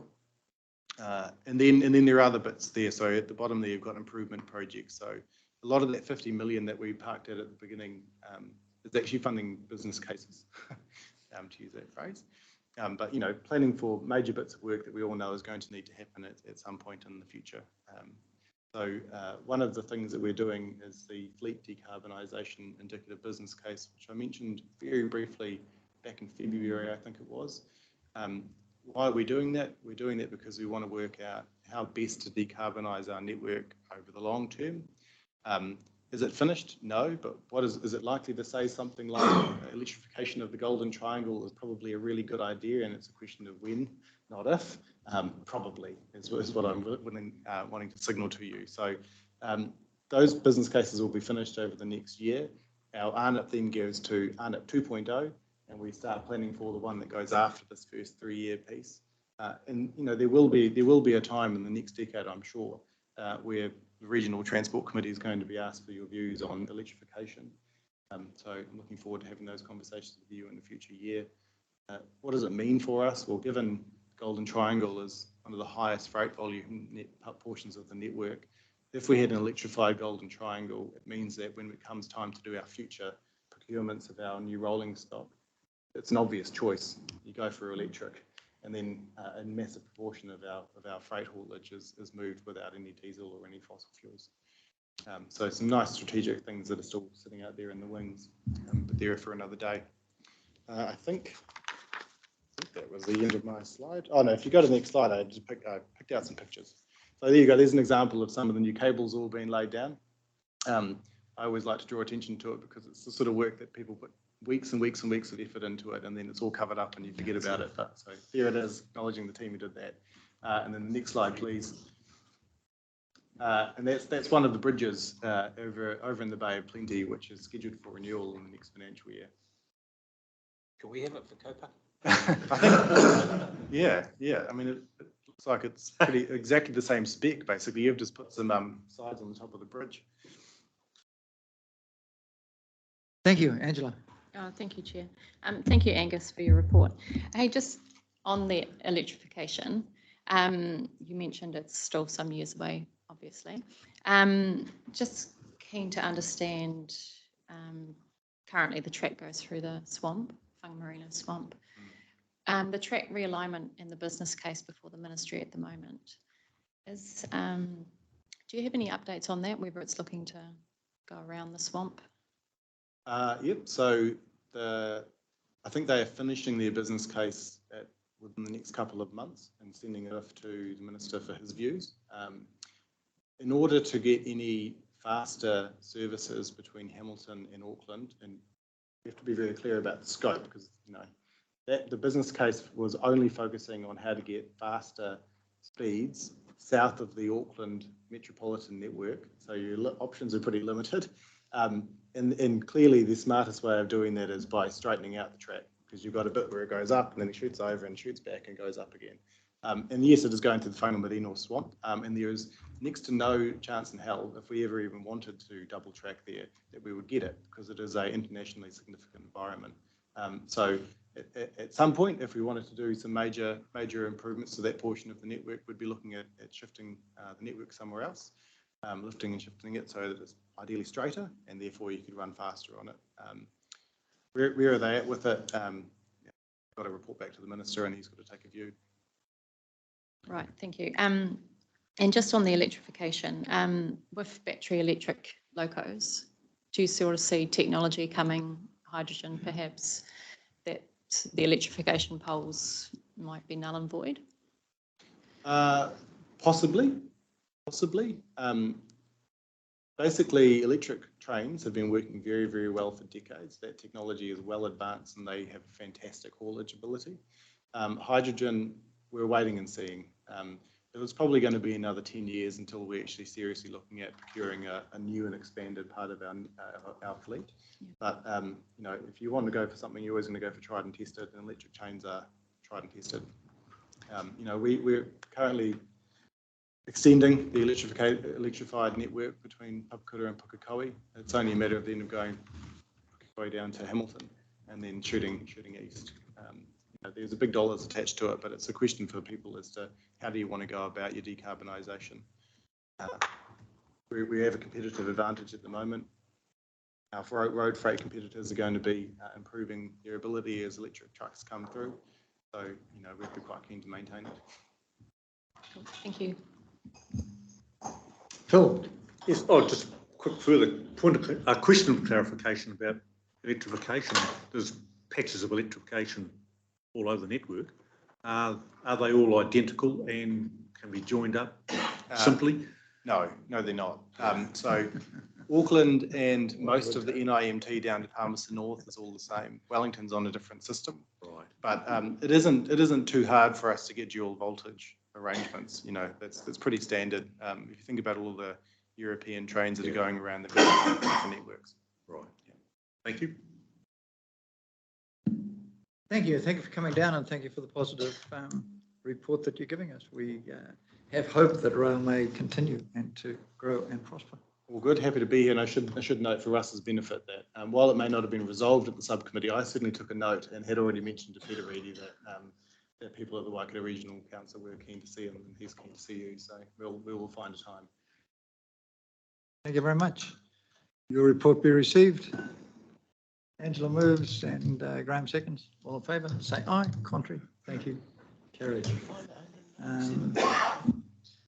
Nigel, you're going to give us a brief update, are you?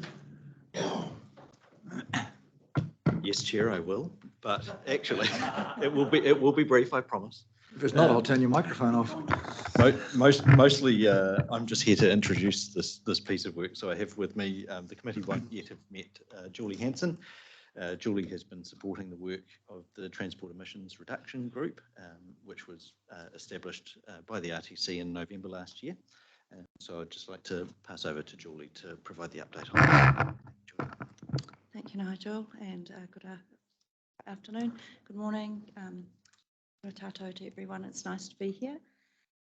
So today I'm just here to provide an update to the committee on the work of the Transport Emissions Reduction Working Group.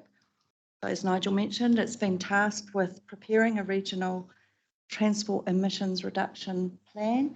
We've had several meetings this year already, and since the work started, of course, the government has released its own national emissions reduction plan, of which transport and land use planning plays a big part. So I've prepared a draft which I've taken back to the working group, and with lots of suggestions from them, we're reworking it to be more of a discussion document to come out and talk to our territorial authorities.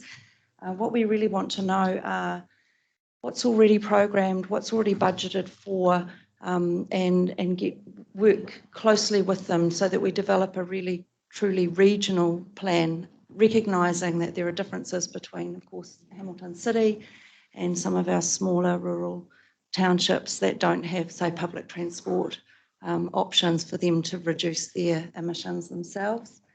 Currently, the plan has a vision, goal and targets, although I note with interest that Auckland City has also released their transport emissions reduction plan last week, which is very, very ambitious, but it seems to have been well received and looking to make some good strides there. We want to have an emissions pathway so that it's really clear where we need to get to and how we might transition to a low carbon transport system. We've got things like growth and urban form and function, and obviously travel behaviour and how people feel about their cars and how they get around, which are all things we need to consider when writing the plan. And then we'll have a big list of actions that we're hoping that our territorial authorities will be able to implement so we can make progress on reaching our goals. So as I mentioned, we're going to use that as a discussion document to work with them. And the goals and our pathway will inform the next RLTP. So if we get agreement from all of the councils within the region, we can use that to basically upend the way the funding works, hopefully, so that can all go into the next RLTP and it will form this sort of the strategic front end of it, which is going to be started to be worked on early next year. So it won't be new to the councils when we come to see them about those things. So in the new RLTP, emissions reduction will need to have a much higher profile. And that's what we're working towards. So that's just a brief background to it and where we're up to. And there's a lot more information in the report for you. Thank you. Thank you. Any questions? Yeah, through the chair. Yeah, thank you, Julie, for your work and your team's work on this, and for incorporating all that feedback that you got last time. Yeah, we are really keen that this is a regional transport emissions reduction plan, and just acknowledge, like you said, that not every area of our region is the same or has the same needs. So yeah, thank you, and look forward to getting feedback from TAs more so than we've already had. So yeah, and if anyone is interested next training, yeah, jump on board and get involved. So yeah, thank you, Julie. You moving the resolution that the report be received? Be to move. Thank you, Chair. Angela seconds. All those in favour, please say aye. Contrary? Thank you. The motion is carried. Thank you, Nigel. Thank you, George. Thank you. The final agenda item is the forum. Are there any items that members wish to add at this stage to that register?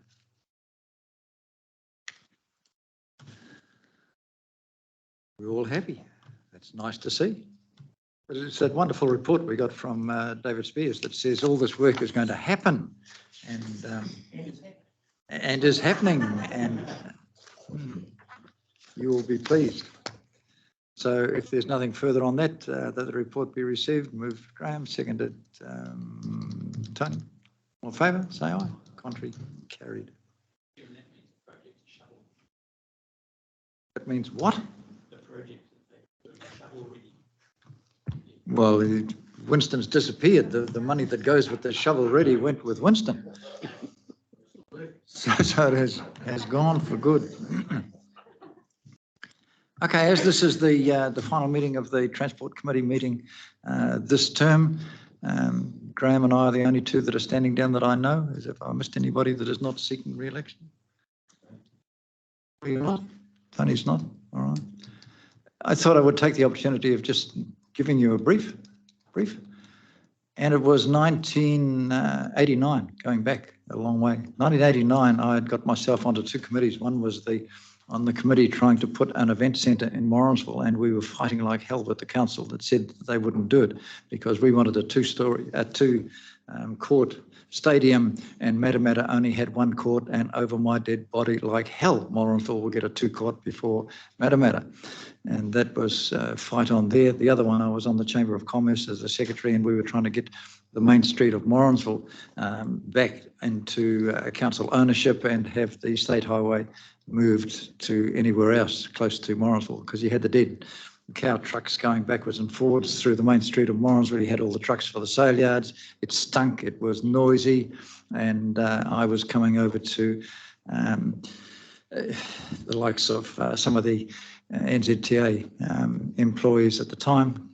Ian Cox was one of them that I remember well, trying to say, how could we make this happen? And again, it was over my dead body, it's never going to happen. So that somewhat pissed me off, if I can put it bluntly. And I therefore said, right, I will see if I can fix it. I'm going to stand for mayor. And everybody laughed and said, have you ever been on council? No, I'm not interested in council, I want to be mayor. So I stood for mayor. I didn't realise that the incumbent mayor that was also standing for re-election was the longest serving local government politician in the country at the time. If they'd told me that, I would have gone and done other things. But in 1998, I put a military campaign together and it worked. So I got elected. It was all my military training over the years told me how to do an assessment and work out a plan, and yeah, we defeated. So I became mayor of Matamata, and at that stage it was expected that the mayor was on the regional transport committee. You didn't have a choice because it was dealing with regional issues rather than other issues.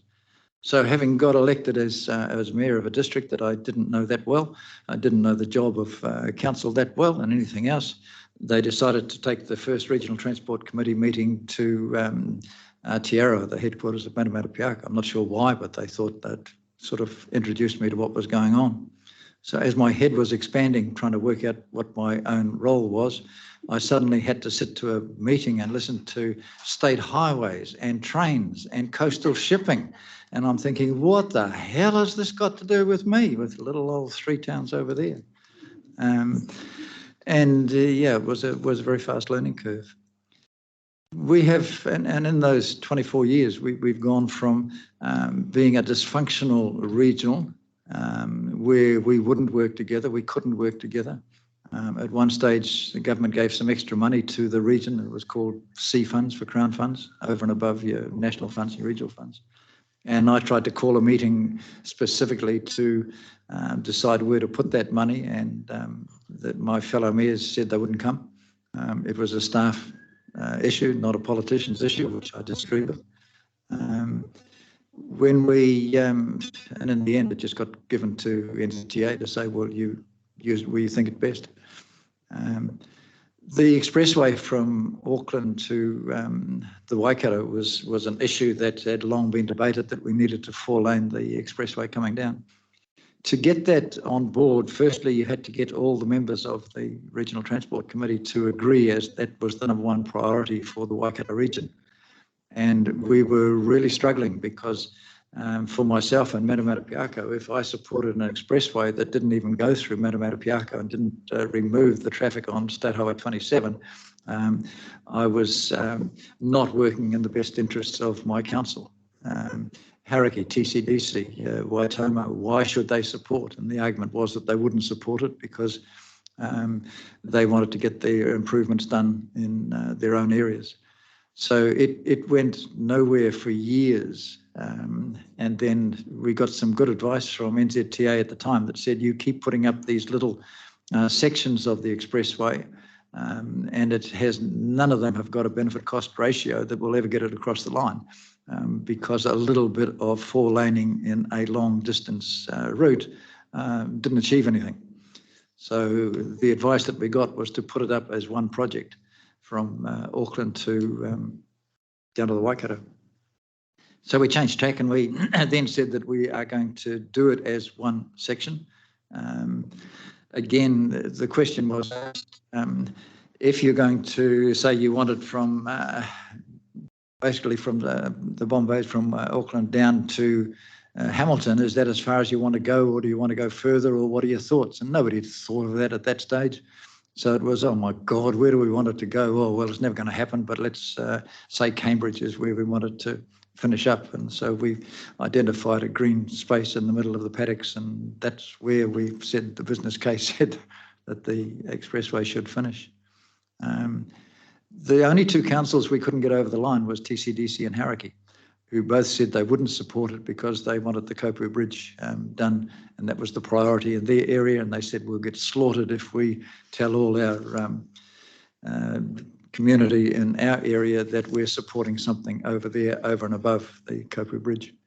And deals were done in backroom, and ministers came down and talked to politicians in pubs and various places, and on the back of an envelope or whatever else, and a handshake, it was agreed that the Kopu Bridge would get replaced. And once that was in place, you then had Hauraki and TCDC both coming on board to say they now supported the expressway as the #1 project. It was a 10-year project laid down, and they wanted to start at the top of the Bombays and work slowly down. And we said, well, we can see the failure in that, because we had a national government there pushing like mad, but they weren't going to stay there forever. And if we then started at one end, it would stop when we got a change of government, and it would never get completed, which is why we started at one end, and then we started at the other end, and then we tried to build in the middle to make it work. And for that 10-year program, the members had to agree that no significant money would be spent on their areas over and above the expressway. So it was a big call for the likes of Waitomo to say we support it, knowing that they were not going to get it. I also note that in the past, the allocation of money and priorities from this committee was totally parochial. And I remember we put in the plan that we wanted, and we're talking about the Meads Hill at Waitomo, you know the area. We wanted passing lanes on the Meads Hill. And the question was, where the hell is Meads Hill? Does it need a passing lane? What are the traffic that goes there? Who cares? Don't care. We just want to spend $1 million. And I said, well, why are we doing that? And they said, well, we just need to spend some money on Waitomo, and we haven't done for a while, so let's give them $1 million out of the budget, and that's the only project we can think of. So It was a very ad hoc way of doing it. However, I have now been 24 years on this committee, 15 years as mayor. And then when I came to regional council, which was a big mistake, I then did another 9 years chairing this committee. It has been satisfying, one of the most satisfying jobs that I've had. And that was one of the reasons that I came onto the regional council and stayed there for 9 years, because you can see real progress making. The report that we got today from David, and you know that things are really happening, that they're changing, and it's not a matter of you know, is the Waikato getting everything, which was the roads of national significance, was sowing on that area, and we've made real progress, and it's something that I can walk away from this committee to say, hey, it took a long time, but I think we've made progress and gone forward. I acknowledge mainly Graham Weber. Graham Weber is the only member of this committee that's been with me for how many years, Graham?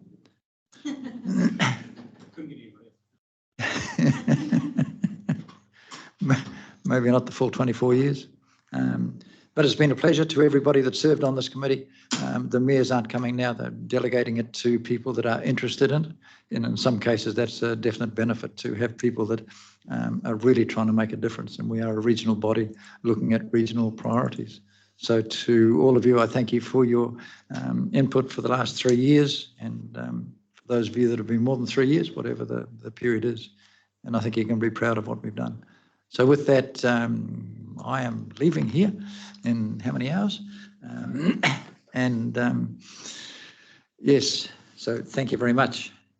I had a guest speaker down as Bruce Pullman, who Bruce owns Heb Construction, and he started with 1 truck and a wheelbarrow, with his language, and then he finishes up quoting on stuff like Transmission Gully. He lives locally, and I think it would be an excellent guest speaker for the RTC to consider getting at one of your future meetings to understand construction work from somebody that was there from the start and can give you an insight into his world that you otherwise wouldn't get.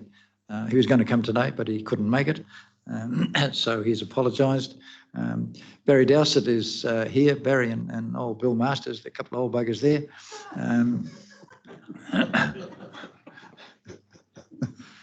They've been around for most of the time I have.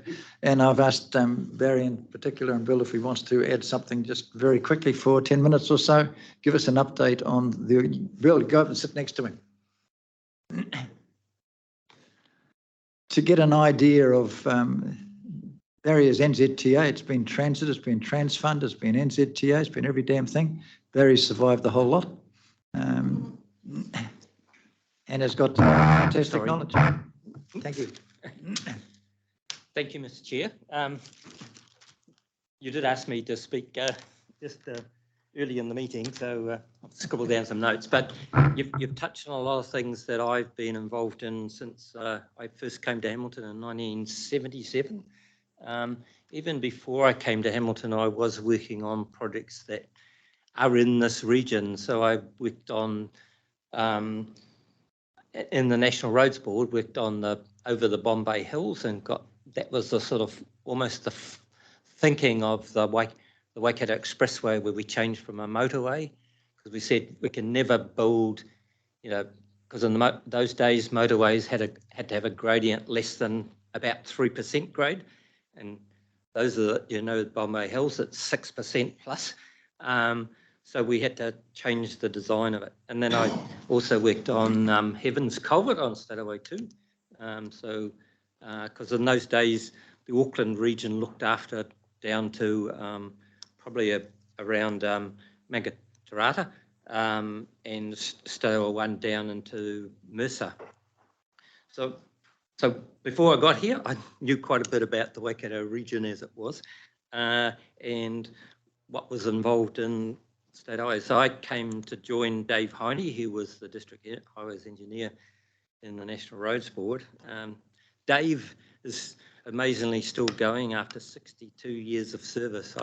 I can't reach that. I'm going to, on the 3rd of January is my 50 years of service, so that'll be it for me. I'm going to finish up before Christmas. So I also joined there with the late Barry Butcher, who was the District Commissioner of Works. In those days, we didn't have an RTC, we had District Roads Council, so we had 2B, which was Hamilton and the wider area, 2C, which was Hauraki, Matamata, Thames Coromandel, and I sort of got involved in a whole lot of transportation studies. So the first one I got involved in was the Hamilton Transportation Study in 1981. We did a review of it. And that sort of almost led to where we got to with launching Martin Gallagher's career in terms of, in those days, we had the next priority that came up in the 2B District Roads Council was the Taupiri Arterial, which was bringing, so it was a temporary link from the Auckland-Hamilton motorway coming into Hamilton and joining on to the top of Peach Grove Road and Drama Road. And so that launched the biggest petition ever in those days. I don't know what it's like now, but 10,400 signatures. We had a huge meeting at Fairfield Intermediate. There was 500 people crammed inside and 200 outside with speakers. And then when they, it was the old Hamilton City Council chambers, they carried Martin Gallagher and his supporters, the Hamilton Residents Association, they carried coffins and crosses into the council chambers because we would be killing kids on the Peach Grove Road and roads like that. That led to me being tasked to come up with a study of how do we get traffic in and out of Hamilton. That became Hamilton Arterial Roading Study, which I led from about 1984 to probably about 1990. And out of that study came some of the alignment that we've now got for the Waikato Expressway and also Hamilton Southern Links, which I've just managed to pass over to somebody else as project manager. So I've been intimately involved in all of that, including the Peacocks development. Hugh, you mentioned the Waikato Expressway, and I was sort of around at the time when we, you might remember Colin Naggs as the regional manager transit. He came up with the concept of, well, we branded it in the year 2000 as the Waikato Expressway, based on all of that work that was going on in the background. I've worked under a succession of regional managers, Chris Allen and then Kay Clark, and a number of directors of regional relationships, starting with Harry Wilson and others. But so I've been around and in the background for a long time. So just my other sort of a thing that I really have looked as leaving a legacy in this area is the Statewide. So for 12 years, I looked after the East Waikato Statewide network in Hauraki, Matamata and Thames Coromandel. So I was charged with, in those days, the Transit New Zealand said we want to finish the seal extensions within a 10-year period. And then we had sort of some other changes where Trans Fund was split away from, so the funding agency was split away from Transit, and they put things on for a hold. So we were waiting for a year to let some contracts. Well, they decided, yes, we are going to continue with sealing state highways. So my big achievements probably were the sealing of the Whangapoa Hill from Coromandel over into Te Ranga, Whangapoa, the Kutuna Hill, which was a challenge in itself because it goes through the old gold mining area. So we had to deal with how do we do earthworks there and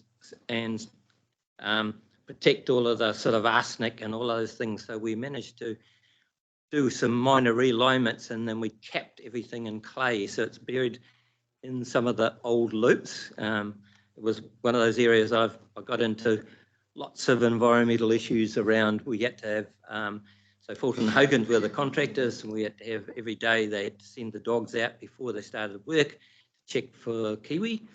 So we had a plan to take if any kiwi was damaged, it had to go to Rotorua at the docks, at the breeding centres there. So I've dealt with lots of environmental issues over the years, but I think that was my crowning glory was to get 32 kilometres of State Highway sealed, and that finished State Highway 25. Unfortunately, I was also working on State Highway 38. That didn't quite get finished, and it's now been, as you know, passed in the Euro, has been passed to the Tainui, the iwi in that area.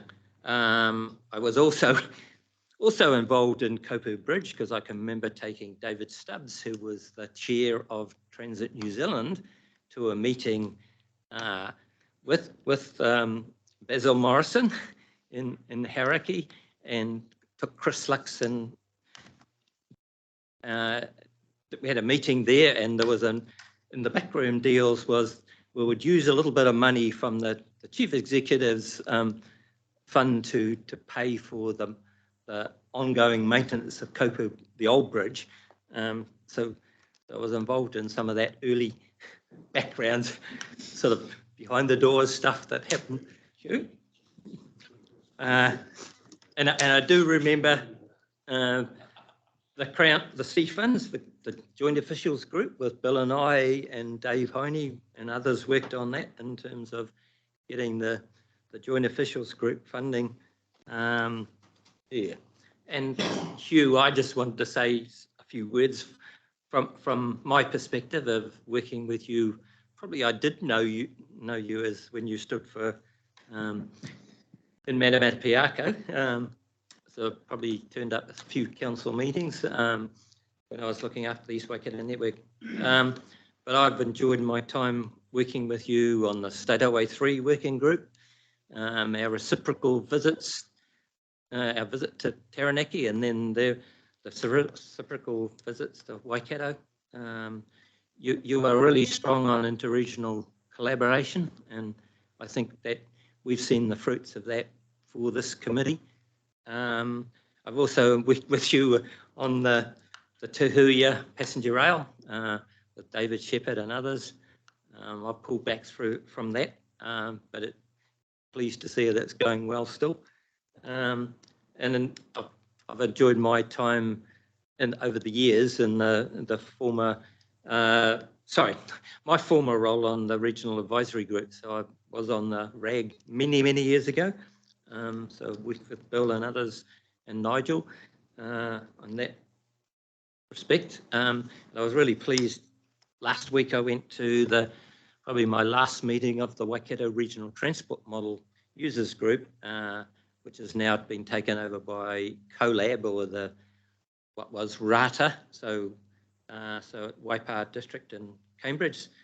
But there's a huge amount of technology that's starting to be used, and so we got a presentation, and Robin will be pleased about this, from John Kingholm from Hamilton City, came and talked to us about the technology, the things that Hamilton City are doing to make it a smart city in terms of camera technology and machine learning. So they're using cameras, do a few surveys, and then use a bit of machine learning or artificial intelligence to fill in the gaps between, so we can use that data to interpolate 24/7.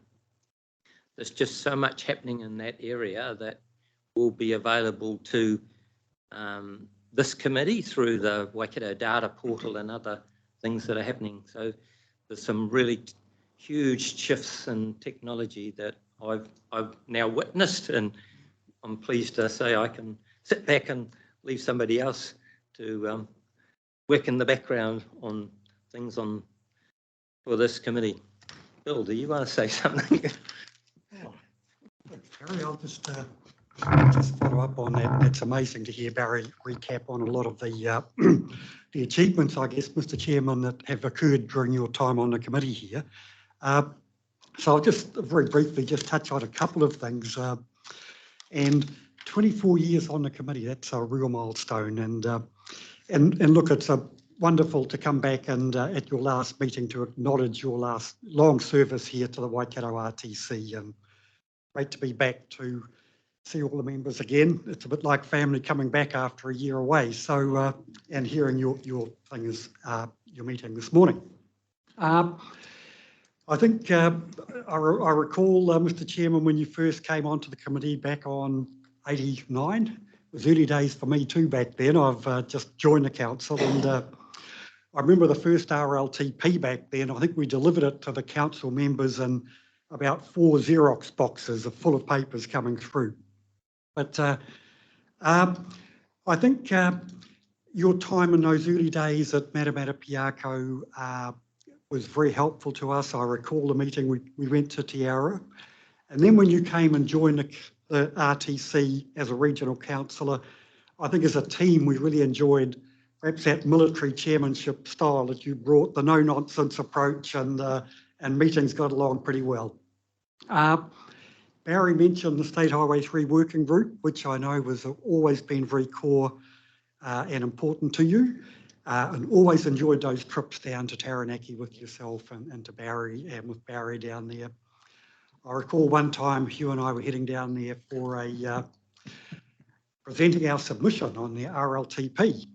And we were, as usual, Hugh and I were having a good talk about all sorts of different things, share markets and farming and so forth. And we must have missed the turn off to Stratford, because all of a sudden we were in New Plymouth, and we said, hang on, we're meant to be at the Regional Council in Stratford. So anyhow, we did a U-turn, went back, arrived about an hour late.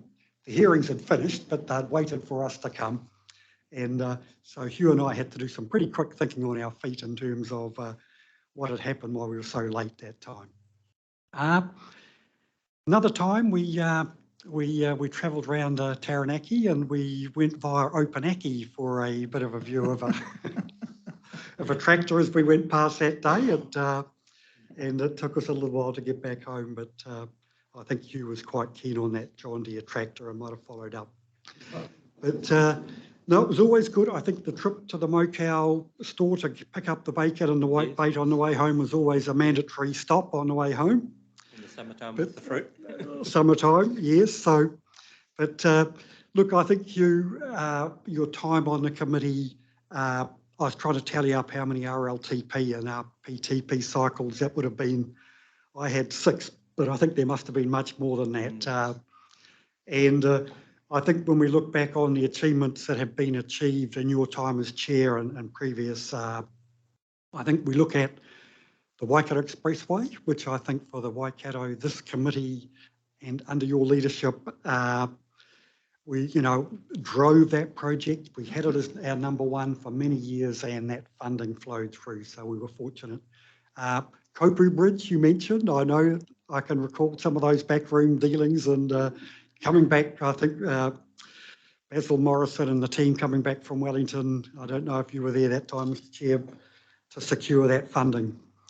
But Te Huia, I think as Russ mentioned this morning, that is a huge achievement for you. I know driving that project, Mr. Chairman, and all the complexities of it, working with Barry and the team and Mark and Nigel on the business case work, huge amount of work on that and seeing that through.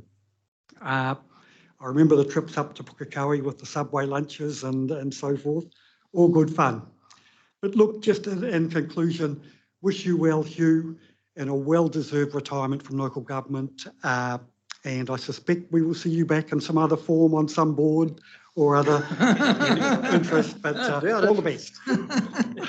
Yes. Thank you very much. Thank you, both of you. I'll just add it very quickly. The trip that Bill McMaster is talking about, we went down to Stratford. We got lost on the way down, and then I said to him, hey, I'm trying to buy a tractor, and there's one for sale on Trade Me, and it's down here in New Plymouth somewhere. Can we sort of go home via New Plymouth? And he said, yeah, sure. So rang the guy on Trade Me, and it wasn't at New Plymouth. It was probably 50 miles south of New Plymouth. And I said to Bill, oh, flag it, give it away, don't worry. And he said, no, we'll go down in. I said, you'll get done. When we go this far on a car that's being monitored by GPS, we're so far out of line. He said, oh, we got lost on the way down. We'll just tell them we got lost on the way home as well. So we found the farm and we went in there, and there's this big green tractor. I own a farm. I don't actually do farm work. And the owner wasn't there at the time, but he got his neighbour to come in there. So the neighbours there said, well, there's a tractor. I said, oh, yeah, it's a big green tractor. That's all I knew. I said, what's it like? And he threw me the keys and he will start it up. I wouldn't know how to start a tractor. So I said to Bill, can you drive a tractor? No. And we bought it there and there on the spot, and we didn't get in trouble for being hours late and going very long distance roundabout to get there. So those are the support that you get from staff on the regional council when you've got common sense coming to the fore. Thank you for that. With that, thank you very much for your attendance. The meeting is now closed and lunch is served.